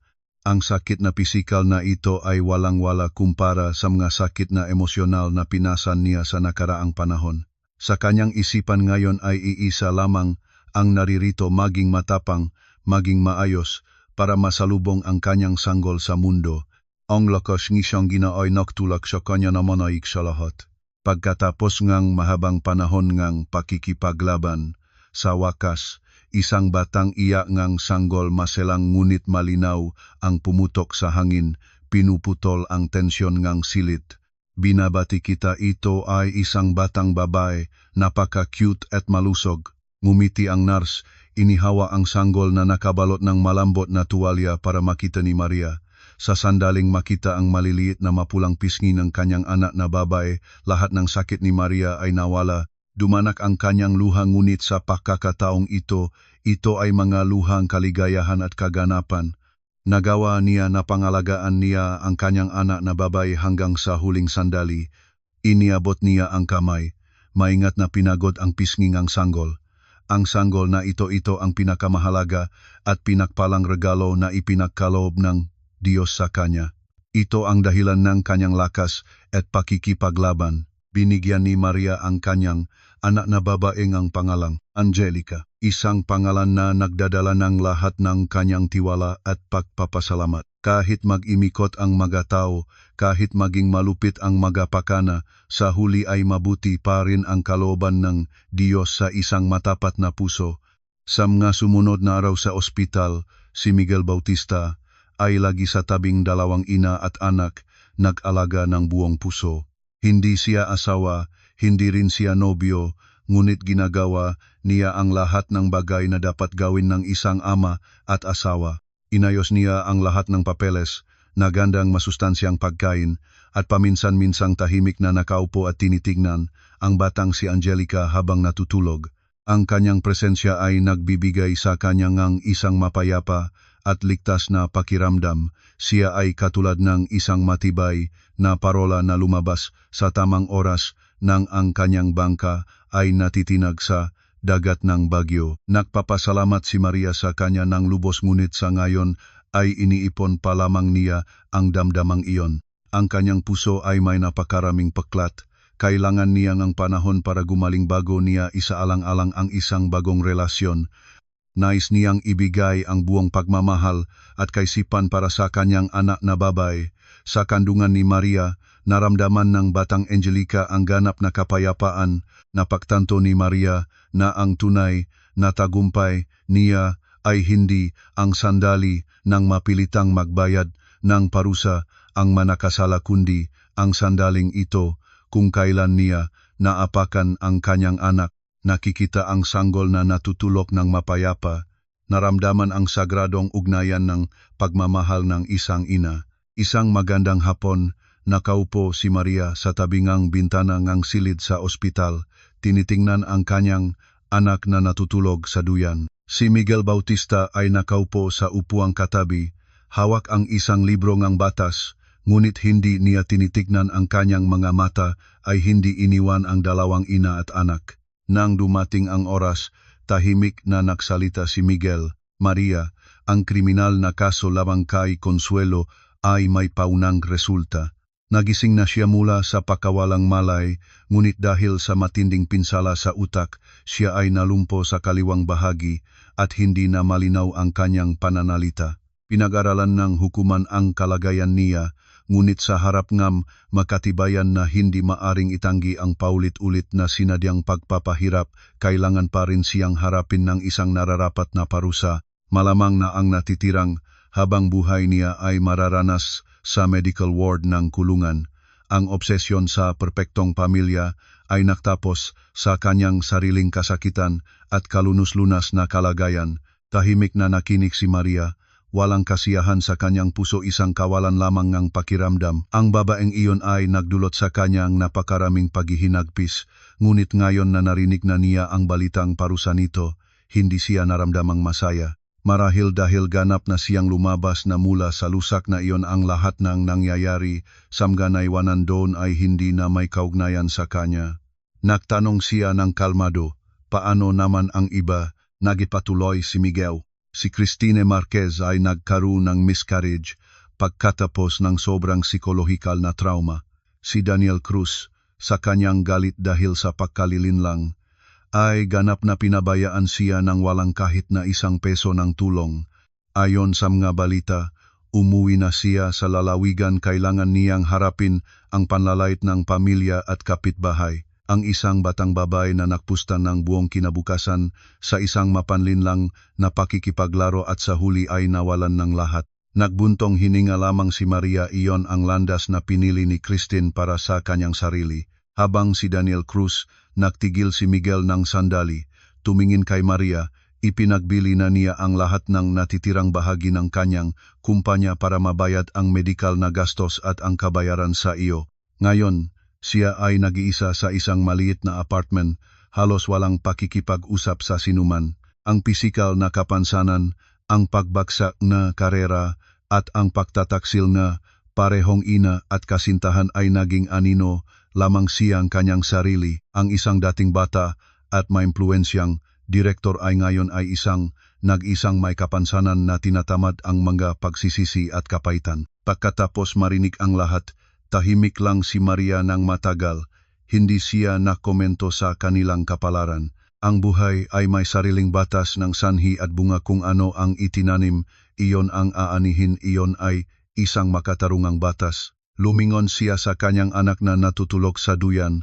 Ang kanyang mga mata ay naging malambot at mainit. Ang nakaraan ay tunay nang nakakulong na. Ang araw ng pagbagsak ng masamang tao ay dumating na, ngunit para sa kanya, iyon ay isang ordinaryong araw lamang sa bagong buhay. Isang bagong buhay na punong kapayapaan at tawanan ng bata. Isang taon pagkatapos, ang buhay ni Maria Santos ay lumipat sa isang ganap na bagong pahina, maliwanag at punong sigla. Ang kumpanya ng interior design na Santos Co. Sa ilalim ng direktang pamamahala niya ay napakabilis na lumago. Si Maria, na may likas na talento at katalinuhan, ay dinala ang kumpanya sa isang bagong antas, puno ng malalaking proyekto at makabagong disenyo. Ang imaheng isang maganda, mahusay, matapang at mayos na babaeng direktor ay madalas na lumalabas sa mga business magazine at naging inspirasyon para sa maraming babae. Hindi na siya ang anino ng sinuman, siya na ang araw ng kanyang sariling buhay. Ang pinakamalaking kagalakan niya pagkatapos ng bawat mahabang araw ng trabaho ay ang pag-uwi sa batang si Angelica. Ang munting bata ay mahigit 1 taon na ngayon, nag-aaral ng magsalita, natututo ng lumakat. Ang maliit na tawa at yang mahigpit na yakap sa pana ina ay ang pinakamabisang kamot na nakpakaling na lahat na peklat sa puso ni Maria. Si Miguel Bautista, mula sa papel isang abogado, ay dahan-dahang naging isang hindi mapapalitang kaibigan sa buhay na dalawa. Hindi siya masyadong madalas dumating para hindi maging abala, ngunit lagi siyang dumadating sa tamang oras. Paminsan-minsan sa katapusan ng linggo ay pumupunta siya na may dalang bagong laruan para kay Angelica o ilang masarap na pagkain na alam niyang gusto ni Maria. Napakagusto ni Angelica sa kanya. Ang maliit na bata ay palagi itong tinatawag na Uncle Miguel at kursunada ito sa bawat pagdating. Ang relasyon nina Maria at Miguel ay natural at mainit na lumago. Walang maromantikong salita o extravagant na kilos, mayroon lamang tunay na pag-unawa at pagmamalasakit. Alam nito kung ano ang pinagdaanan ni Maria, kaya palagi siyang nagbibigay ng sapat na espasyo, ngunit sapat na malapit para maramdaman ni Maria ang proteksyon. Nararamdaman din ni Maria ang damdamin nito para sa kanya, ngunit hindi siya nagmamadali. Ang kanyang puso ay kailangan pa ang dagdag na oras para tunay na maging handa para sa isang bagong simula. Isang Biyernes ng gabi, natira si Miguel para sa hapunan kasama ang dalawa. Pagkatapos ng pagkain, umupo siya sa sahig, matiyagang tinuturuan si Angelica kung paano magtapusin ng makulay na blok.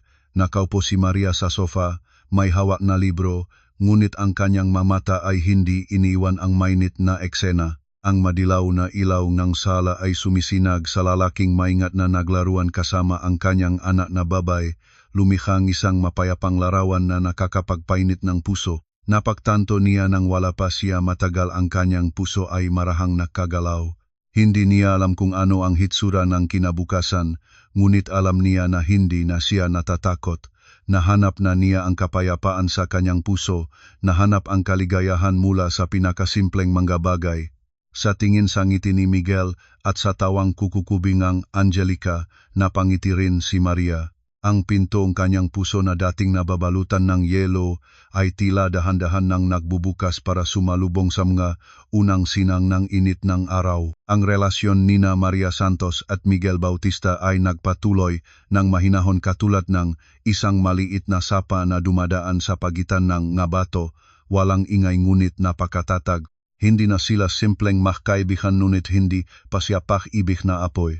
Isang magandang araw sa katapusan ng linggo, Iminungkahi ni Miguel na dalhin ang dalawa sa isang botanical garden sa labas ng lungsod. Inihanda na niya ang lahat kumot, basket na punong ang pagkain at mga laruan ni Angelica. Sa ilalim nga punong may lilim, sa malambot na damuhan, napasaya nila ang isang maliwanag na hapon. Matiyagang tinuruan ni Miguel si Angelica kung pakilala ang iba't ibang bulaklak at naglaro ng taya-tayaan. Ang malinis na tawang bata at ang malalim na tawang lalaki ay nagsabay-sabay, lumilihang pinakamaligayang musika na narinig ni Maria. Nakaupo si Maria sa kumot, tahimik na tinitignan ang dalawa. Sa sandaling iyon, bigla niyang naisip na ang larawang ito ay marahil ang isang pamilya na pinagnanasa ang larawan niya, isang malambot na lalaki, isang mahal na anak na babae, isang mapayapang hapon na walang alon. Nang matulog na si Angelica sa pagod sa kandungan ng ina, ang espasyo sa pagitan ng dalawang magulang ay naging tahimik. Tahimik ang kanilang katahimikan, hindi mahiyain, kundi punong pag-unawa. Matapos ang matagal na tahimik, si Maria ang unang nagsalita. Tumingin siya kay Miguel, ang kanyang mamata ay tapat at may bahagyang hiyain. Kuya Miguel, tungkol sa sinabi mo sa akin nung pack date noon, nag-isip na ako ng maigi. Huminto ngang hakbang si Miguel, lumingon siya sa kanya, sa kanyang nga mata ay lumabas ang isang kibong pag-asa, ngunit pinagsikap niyang panatilihing kalmado para hindi siya mapigilan. Malalim na huminga si Maria, parang nag-ipon ng lahat ng tapang para sabihin ang mga salitang nagmumula sa kaibuturan ng kanyang puso. Dati ay sobrang takot ko, natatakot na magtiwala ulit sa isang lalaki. Masyadong malalim ang sugat noon. Inakala ko na hindi ko na maaring mahalin ulit, ngunit sa nakarang panahon, ang inyong katapatan, pasensya at init ay nakpaliwanag sa akin na hindi pare-pareho ang lahat ng lalaki. Umangat siya at tumingin ng direkta sa kanyang mamata. Ang mga pisngi ay bahagyang pumula, ang boses ay may bahagyang panginginig, ngunit napakatiyak, at napagtanto ko na mayroon din akong damdamin para sa inyo. Hindi ko alam kung kailan nagsimula. Marahil nang palagi kayong lumabas sa mga oras na kailangan ko kayo ng higit, o marahil nang nakita ko kung gaano ninyo kagusto ang Angelica. Alam ko lamang na sa tabi ninyo ay naramdaman ko ang kapayapaan at kaligtasan. Ang pagtanggap ni Maria ay nagulat kay Miguel sa isang sandali. Pagkatapos ay isang walang katulad na kasiyahan ang pumutok sa kanyang mata. Hindi siya nagsalita. Maingat siyang iniabot ang kanyang kamay at hinawakan ang kamay niya. Ang init mula sa palad na lalaki ay nadampi, nagpainit sa buong puso niya. Nahanap nila ang isang bangko malapit roon at umupo, magkahawak pa rin ang mga kamay. Nakita ni Miguel si Angelica na talagang tinitignan ang isang dilaw na dahon na nahulog sa lupa. Nagsalita si Miguel pagkatapos ngang matagal na tahimik. Ang boses ay emosyonal. Maria, maraming salamat. Maraming salamat sa pagbibigay sa iyo at sa iyong sarilingang isang pagkakataon. Magkasama silang naupo habang tinitingnan ang batang Angelica na masaya sa mundong kanyang sarili. Walang kailangang napakaraming pangako, isang hawak ng kamay at isang tininang tingin ay sapat na para sabihin ang lahat. Dahan-dahan ang pagsabong ng araw ngang hapon sa layo, binibigyan ng gintong kulay ang buong espasyo. Sama-sama silang naktula ng duyan ni Angelica pauwi. Ang kanilang maanino ay humaba sa daan, nakasamang magkabila, lumikha ng isang larawan ng isang maligayang pamilya. Alam ni Maria Santos na siya ay naglalakad ng pinakamatibay na mga hakbang patungo sa kaligayahan, isang kaligayahang lubos na karapat-dapat sa kanya. Pagkatapos ng pagtanggap ni Miguel ng pagamin sa Botanical Garden, ang ugnayan nila ay lumipat sa isang mas nakakabuo at natural na paraan. Siya ay naging tunay na kasama ng pamilya, kasama niya ang lahat ng mga lungkot at saya, kasama niya sa pag-aalaga at pagtuturo kay Angelica. Isang gabi, habang tatlo silang naglalaro sa malaking kumot sa gitna ng sala, si Angelica ay paulit-ulit na sinusubukan na itindig ang isang tore ng mga kahoy na bloke, ngunit laging gumuguho. Ang maliit na bata ay nagpapakitang galit, ang maliit na bibig niya ay nakalabas. Ngumiti si Miguel, inihawak ang isang mas malaking blok at ilagay sa ilalim bilang pundasyon. Pagkatapos marahang sinabi sa bata, "Hija, kailangan nating itayo muna nang maayos ang pundasyon para hindi gumuho ang tore. Tumingin si Angelica sa kanya, pagkatapos ay sa bloke tila naintindihan na iniabot ng bata ang isang bloke, ngunit imbes na sarili itong ilagay, iniabot niya ang maliliit na kamay patungo kay Miguel na may mga matang bilok na mapanuri. At pagkatapos, isang mahinahong tinig ngunit napakamalinaw ang lumabas mula sa magandang bibig ng bata. Dada. Parehong nanigas sina Maria at Miguel, halos huminto ang pahinga. Nang hindi sumagot si Miguel agad, tinawag muli ni Angelica, ang boses ay bahagyang nagtataka. Dada itayo. Sa sandaling iyon, ang panahon ay parang huminto. Naramdaman ni Miguel ang kanyang puso na parang binabago ng isang mainit na agos ng tubig, isang emosyon na hindi pa niya naranasan kailanman sa kanyang buhay. Naghintay siyang araw na ito ngunit hindi niya inisip na darating ito ng ganitong bigla at tamis. Yumukot siya, tinanggap niya ang bata sa kanyang mga bisik, ang kanyang boses ay bahagyang naging basa. Nandito si Dada itayo natin. Naupo si Maria sa harapan at nasaksi ang lahat. Ang tubig ay nagsimulang dumalo sa kanyang mamata. Ang maluha ay hindi ngang kalungkutan kunding kaganapan.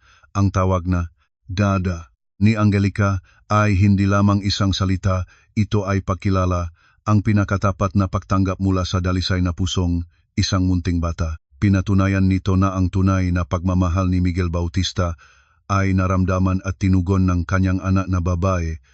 Ito rin ay isang pagpapatunay na ang kanilang maliit na pamilya na itinayo muli mula sa mga piraso ngang pagkasira ay tunay na buo na ngayon. Hawak ni Miguel si Angelica. Umangat siya at tumingin kay Maria. Ang kanyang nga mata ay kumikislap din ng tubig. Ngumiti siya, isang ngiting hindi maaring ilarawan ng anumang salita. Ngumiti rin si Maria bilang tugon. Sa gitna ng kanyang luha, nagkaroon na silang isang pamilya, isang tunay na pamilya. Ang tawag ni Angelica na Dada ay naging pinakamakapangyarihang katalis na nagbasag na huling pader na natitirang naroon sa puso ni Maria Santos. Mula noon, ang relasyon nila ni Miguel ay naging mas malapit at natural. Hindi na siya umaalis sa bawat gabi, naging tunay na siyang lalaking ang pamilya, kasama niya ang mapagod at kasayahan, kasama niya sa pag-aalaga at pagpapalaki ng bata. Isang magandang hapon sa huling bahagi ng taksibol, sinabi ni Miguel na gusto niya silang dalhin ng lugar na espesyal para sa kanya. Inayos na niya ang isang mapagkakatiwalaang yaya para alagaan si Angelica ng ilang oras. Nagmaneho siya, dinala niya si Maria sa isang pier sa Baybayin Nega lungsod. Ang takip silim ay dahan-dahang bumababa dinadyaryo, ang kalangitan at ang dagat ng isang orange at gintong kulay. Ang ilaw mula sa mga gusali sa kabilang pier ay nagsisimulang sumilaw, lumilihang isang romantikong panorama. Makahawak ang makamay, naglakad sila ng dahan-dahan sa daungan. Ang malamig na simoy ng dagat ay dumaan, nakdadala ng amoy ng asin. Nang huminto sila sa isang lugar na makakita na pinakamahusay na tanawin, bigla siyang lumingon kay Maria. Ang kanyang mga mata ay malalim at puno ng pagmamahal. Nagsalita siya. Maria, matagal ko na itong gustong sabihin sa iyo. Mula pa noong maaraw sa kolehiyo, palagi kang nasa aking isipan, ang babaeng arkitekto na matatalino, may talento, at palaging punong sigasig. Nag-iwan kang malalim na bakas sa aking puso. Nanigas si Maria, ang kanyang puso ay isang tibok ang lumampas. Nagpatuloy siya. Noon pa, nararamdaman ko ang para sa iyo ngunit itinago ko ito sapagkat alam ko na may iniintindi kang iba. Pagkatapos ang graduasyon, naghiwalay ang ating mga landas, ngunit paminsan-minsan ay nakakarinig pa rin ako ang balita tungkol sa iyo mula sa mga kakilala. Isang beses sa isang sosyal na handaan nga abogado at negosyante, nakataong nakita ko si Daniel Cruz na may kasama na batang babae at ang kanilang nga kilos ay hindi karaniwang kasamahan. Nagtaka ako, nag-aalala ako para sa iyo. Hindi ko alam kung ano ang gagawin. Hindi ko maaring direktang sabihin sa iyo nang wala pang patunay, abala iyon at maaring magdulot ng kaguluhan. Ngunit kung hindi ako gagawa ng anumang bagay, natatakot akong masugatan ka. Tumingin si Miguel sa kanya. Ang kanyang nga mata ay tapat. Kaya ginawa ko ang isang bagay marahil ay medyo pakialaman sa usapin ngang iba. Gumamit ako ngang anonymous email at nagpadala sa iyo ngang isang maikling mensahe, isang linya lamang. Pansinin ang masopas na dinadalang inyong biyenan. Ganap na nanigas si Maria. Naalala niya nung panahon na iyon ay may natanggap siyang kakaibang email na ganon. Naisip niya nun na spam o maling ipinadala, iyon tinanggal niya ito nang hindi iniisip ng husto. Ngunit ang pahiwatig na iyon, bagamat hindi niya naunawaan agad, ay nakasik ng binhingang pagdududa sa kanyang puso, nagpaging alerto sa kanya sa mga hindi pangkaraniwang senyales tulad ng posisyon ngang upuan at ng pabango. Ang taong nakprotekta sa kanya ay hindi lamang nakpunta nang kailangan niya ito, nagsimula pa ito nang matagal bago pa man dumating ang bagyo. Isang baliktaran ngunit tahimik na bantay ang kanyang kapalaran. Tumingin siya sa lalaki sa kanyang tabi, ang puso niya ay apaong isang emosyon na hindi mapagsalitaan. Iyon ay pagkamangha, pagpapasalamat at higit sa lahat, pagmamahal. Hindi siya nagsalita, niyakap na lamang niya si Miguel Salig. Inilubok ang mukha sa kanyang matibay na dibdib. Ang maluha ay isang beses pang dumalo. Salamat sa iyo, Kuya Miguel, salamat sa lahat. Ilang linggo pagkatapos ng pahayag ni Miguel sa pier, isang hindi kilala at pamilyar kilakilang numero ang tumawag kay Maria, ang numero ni Daniel Cruz. Matagal na niyang binablock ito, ngunit gumagamit ito ngayon ng ibang numero. Pagkatapos ng ilang alinlangan, nagpasyang sagutin ni Maria ang tawag. Sa kabilang dulo ay isang boses na punong pagod at halos walang buhay, na ang tinig ng lalaking dati ay mapagmataas. Maria, ako ito. Tahimik si Maria, hindi sumagot. Nagpatuloy si Daniel Cruz, ang kanyang boses ay tila nagmamakawa. Alam ko na wala akong karapatang humingi ng anuman. Isa lang ang hilingin ko, pakiusap.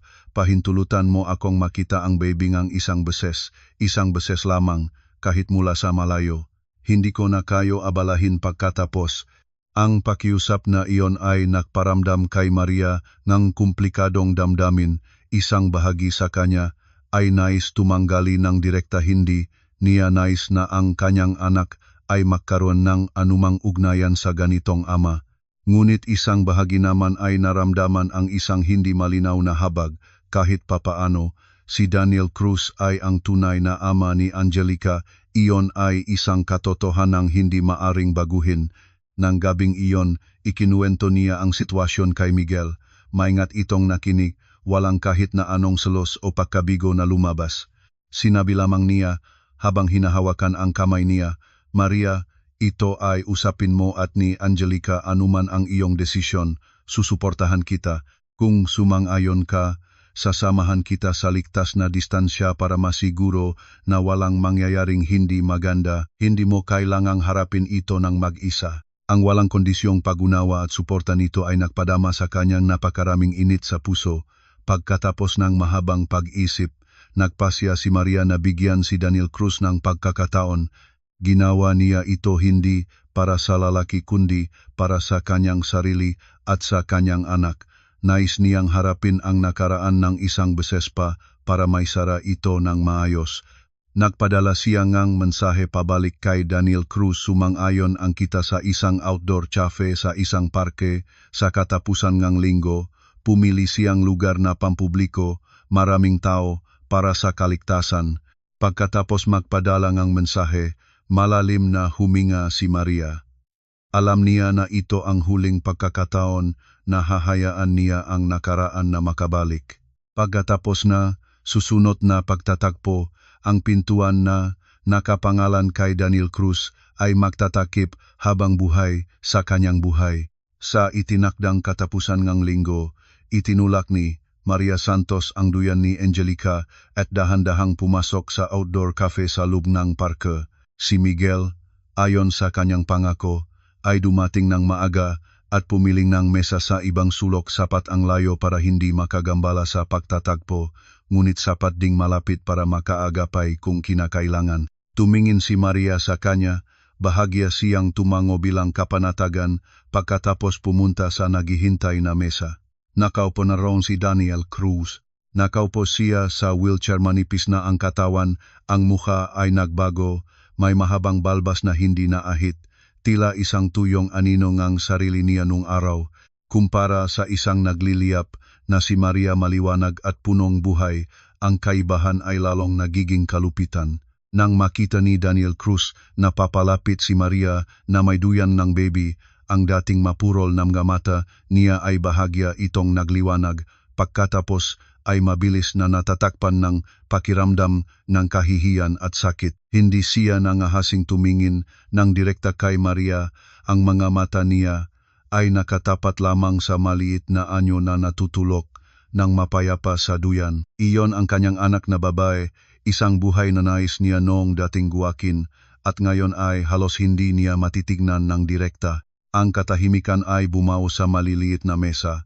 Hindi nagsalita, si Maria tahimik siyang umupo at nag-order ng isa pang orange juice. Tahimik rin si Daniel Cruz, umupo lamang siya ron, maingat na inaabot ang kamay na parang nais humipo sa bata, ngunit paulit-ulit na inuurong hindi siya nangangahas. Dahan-dahan ang pagtakbo ng oras. Si Daniel Cruz ay patuloy na nakaupo na parang isang estatua, nakatitig sa kanyang anak na babae ng todo-todo. Marahil ay naghahanap siyang anumang katangyang katulad niya sa mukhang bata, o marahil ay nalulunod na lamang siya sa huli na pagsisisi.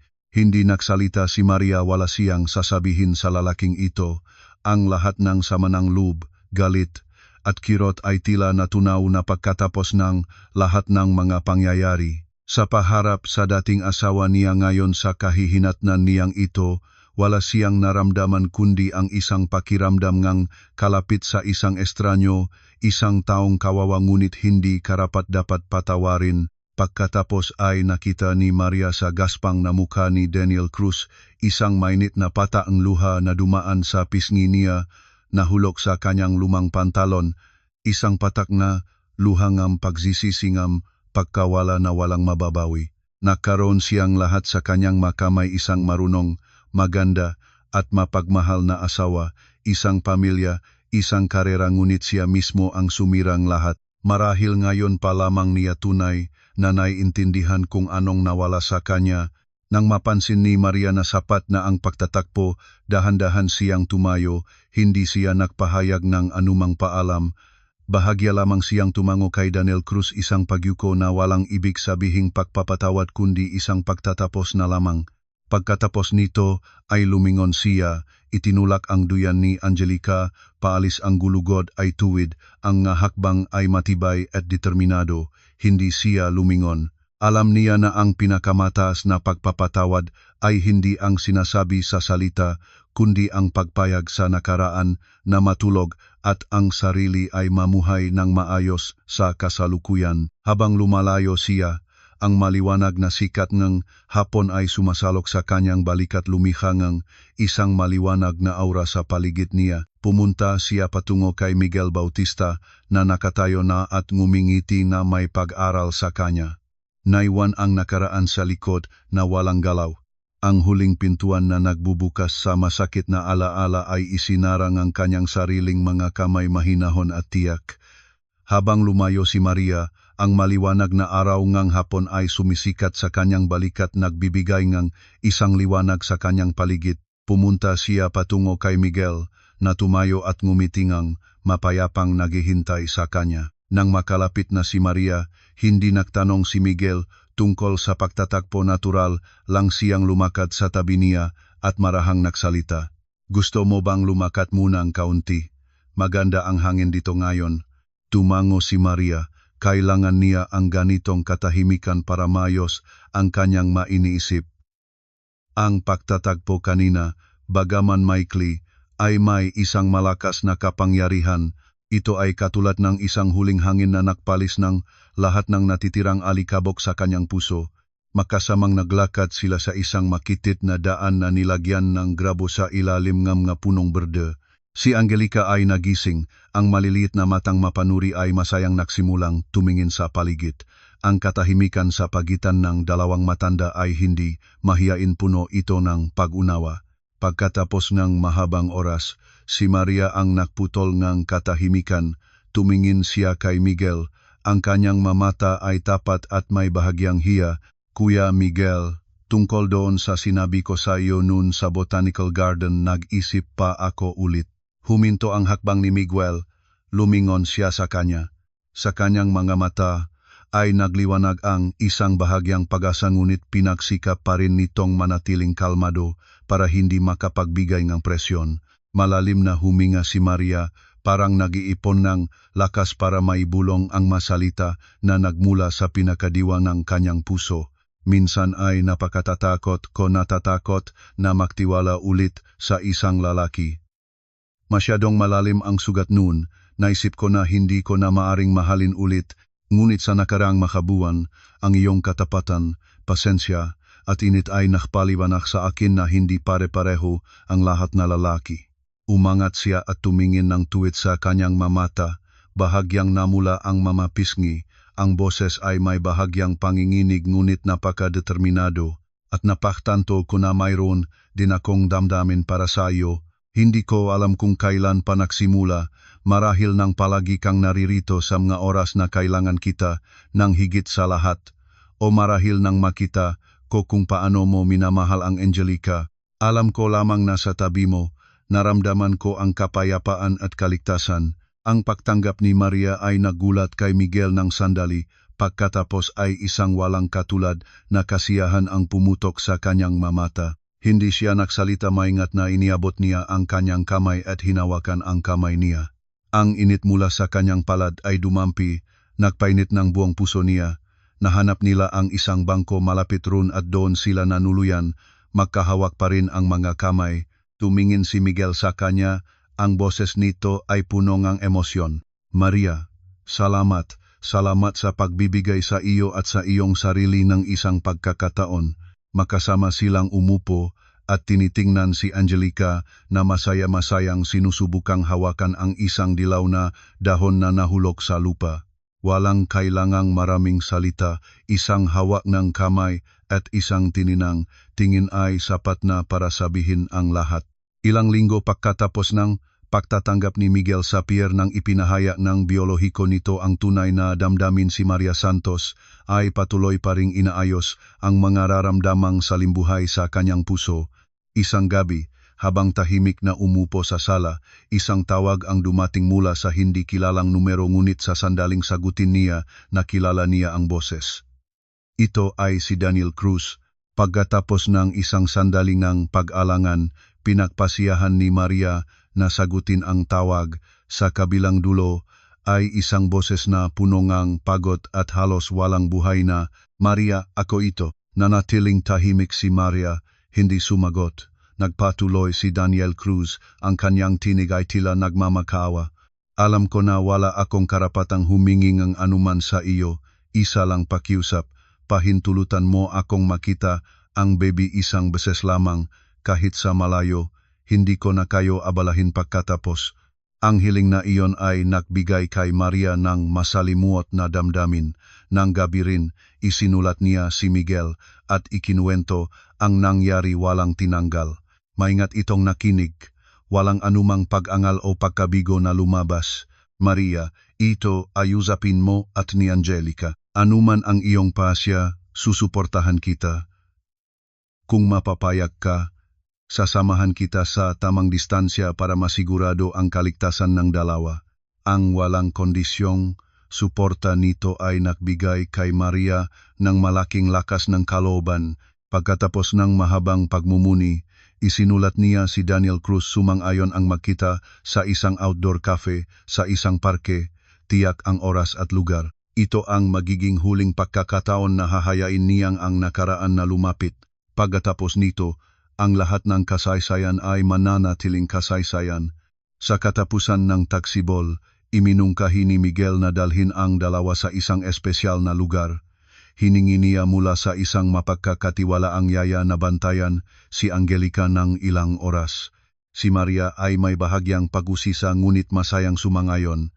Nagmaneho si Miguel, dala ang dalawa sa daungan ng lungsod. Dahan-dahang bumababa ang takip silim, binibigyan ng gintong kulay ang kalangitan at karagatan. Nagsisimulang sumila ang mailaw mula sa mga mataas na gusali, lumilihang isang maganda at maringal na tanawin. Magkahawak ang kamay, naglakad sila ng dahan-dahan sa daungan. Ang malamig na simoy ng dagat ay dumaan, nagdadala ng malamig at maalat na amoy. Nang matigil sila sa isang lugar na maaring mapanood ang pinakamagandang tanawin, biglang lumingon si Miguel at tumingin sa kanya. Ang kanyang nga mata ay malalim at punong ng niningning na damdamin. Nagsalita siya, "Maria, alam mo ba, sa mga pinakamatinding oras ng aking buhay nang naisip ko na napalampas ko na ang babaeng pinakamahal ko, ang iyong imahe ang nagbigay sa akin ng lakas para magpatuloy. Sinabi ko sa sarili ko na magiging matapang at matagumpay ako para sa araw na maari naming muling magtagpo. May karapatang na ako na tumayo sa tabi mo at ingatan ka." Malakas na tumibok ang puso ni Maria sa kanyang masalita. Nagpatuloy siya.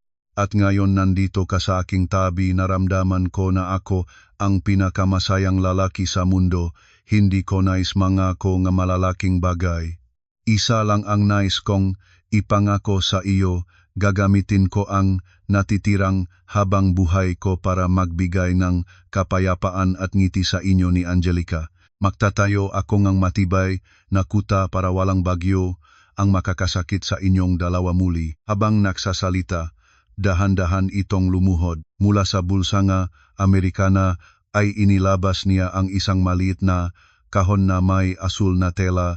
Binuksan sa loob ay isang simpleng ngunit magandang singsing na brilyante. Ang liwanag mula sa mga bato ay nagsabay sa ilawong lungsod, lumihang isang nakakaangganyong ningning. Umangat siya at tumingin sa kanya.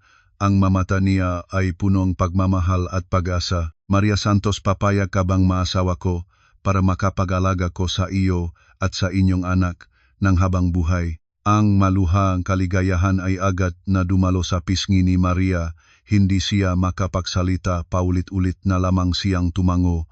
Nakaraan na siya sa matagal na taglamig na madilim at malamig. At ngayon, ang lalaking ito ay nagdala sa kanyang buong taksibol. Masayang nag-arangkada si Miguel, maingat na isinuot ang singsing sa pang-apat na daliri nito. Pagkatapos ay tumayo at niyakap siya ng mahigpit. Sa ilalim ng maningning na takip silim ng lungsod, sa saksi ng buong siyudad, nahalik sila ng matagal at malalim, isang halik na nagpapatunay ng isang pagmamahal na nakaligtas sa lahat ng pagsubok at nahanap ang tahimik na daungan.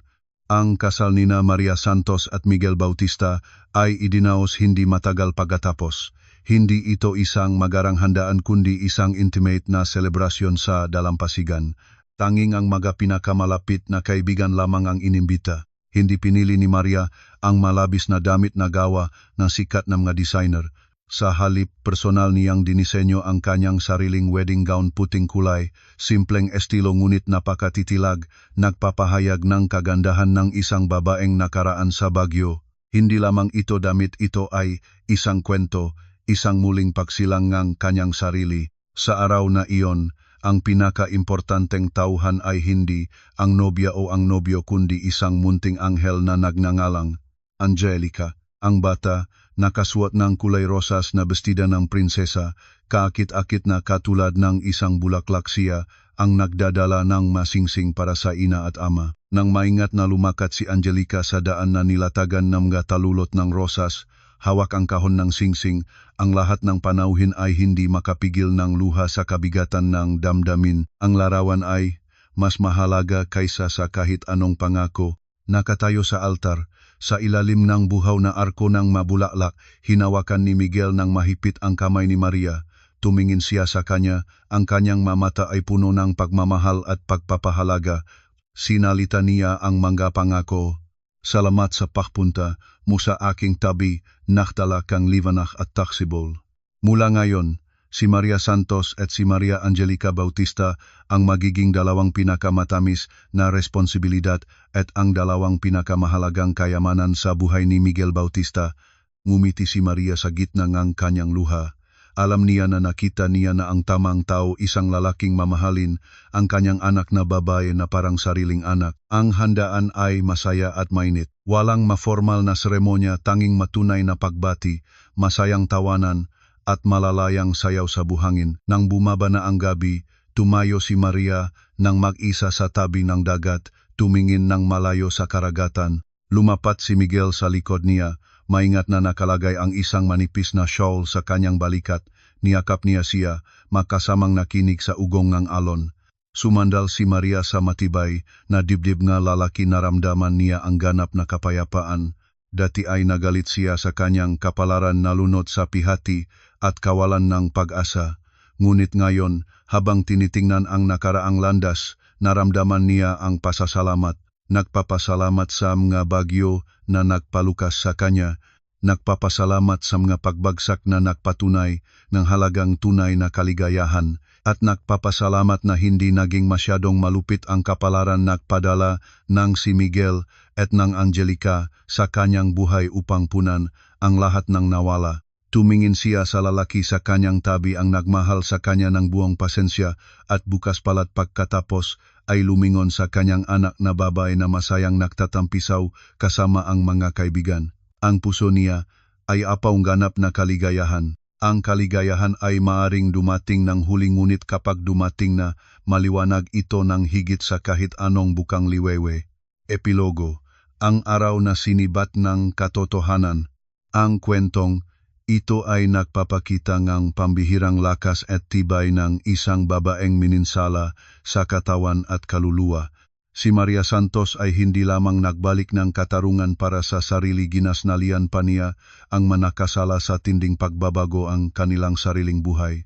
Ang kasal na parang bilangguan ay napalitan ng isang tunay na pamilya na itinayo sa pundasyon ng respeto at pagmamahal.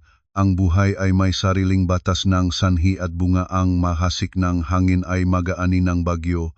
Ang masama, kahit matagal na nakatago, ay hindi kailanman makatakas sa liwanag ng katotohanan. At ang isang puso na matapang ang handa sa lahat nga alon ng buhay at nagahanap nga hustisya ng may dignidad, ay palaging mararating ang kapayapaan na karapat-dapat nito.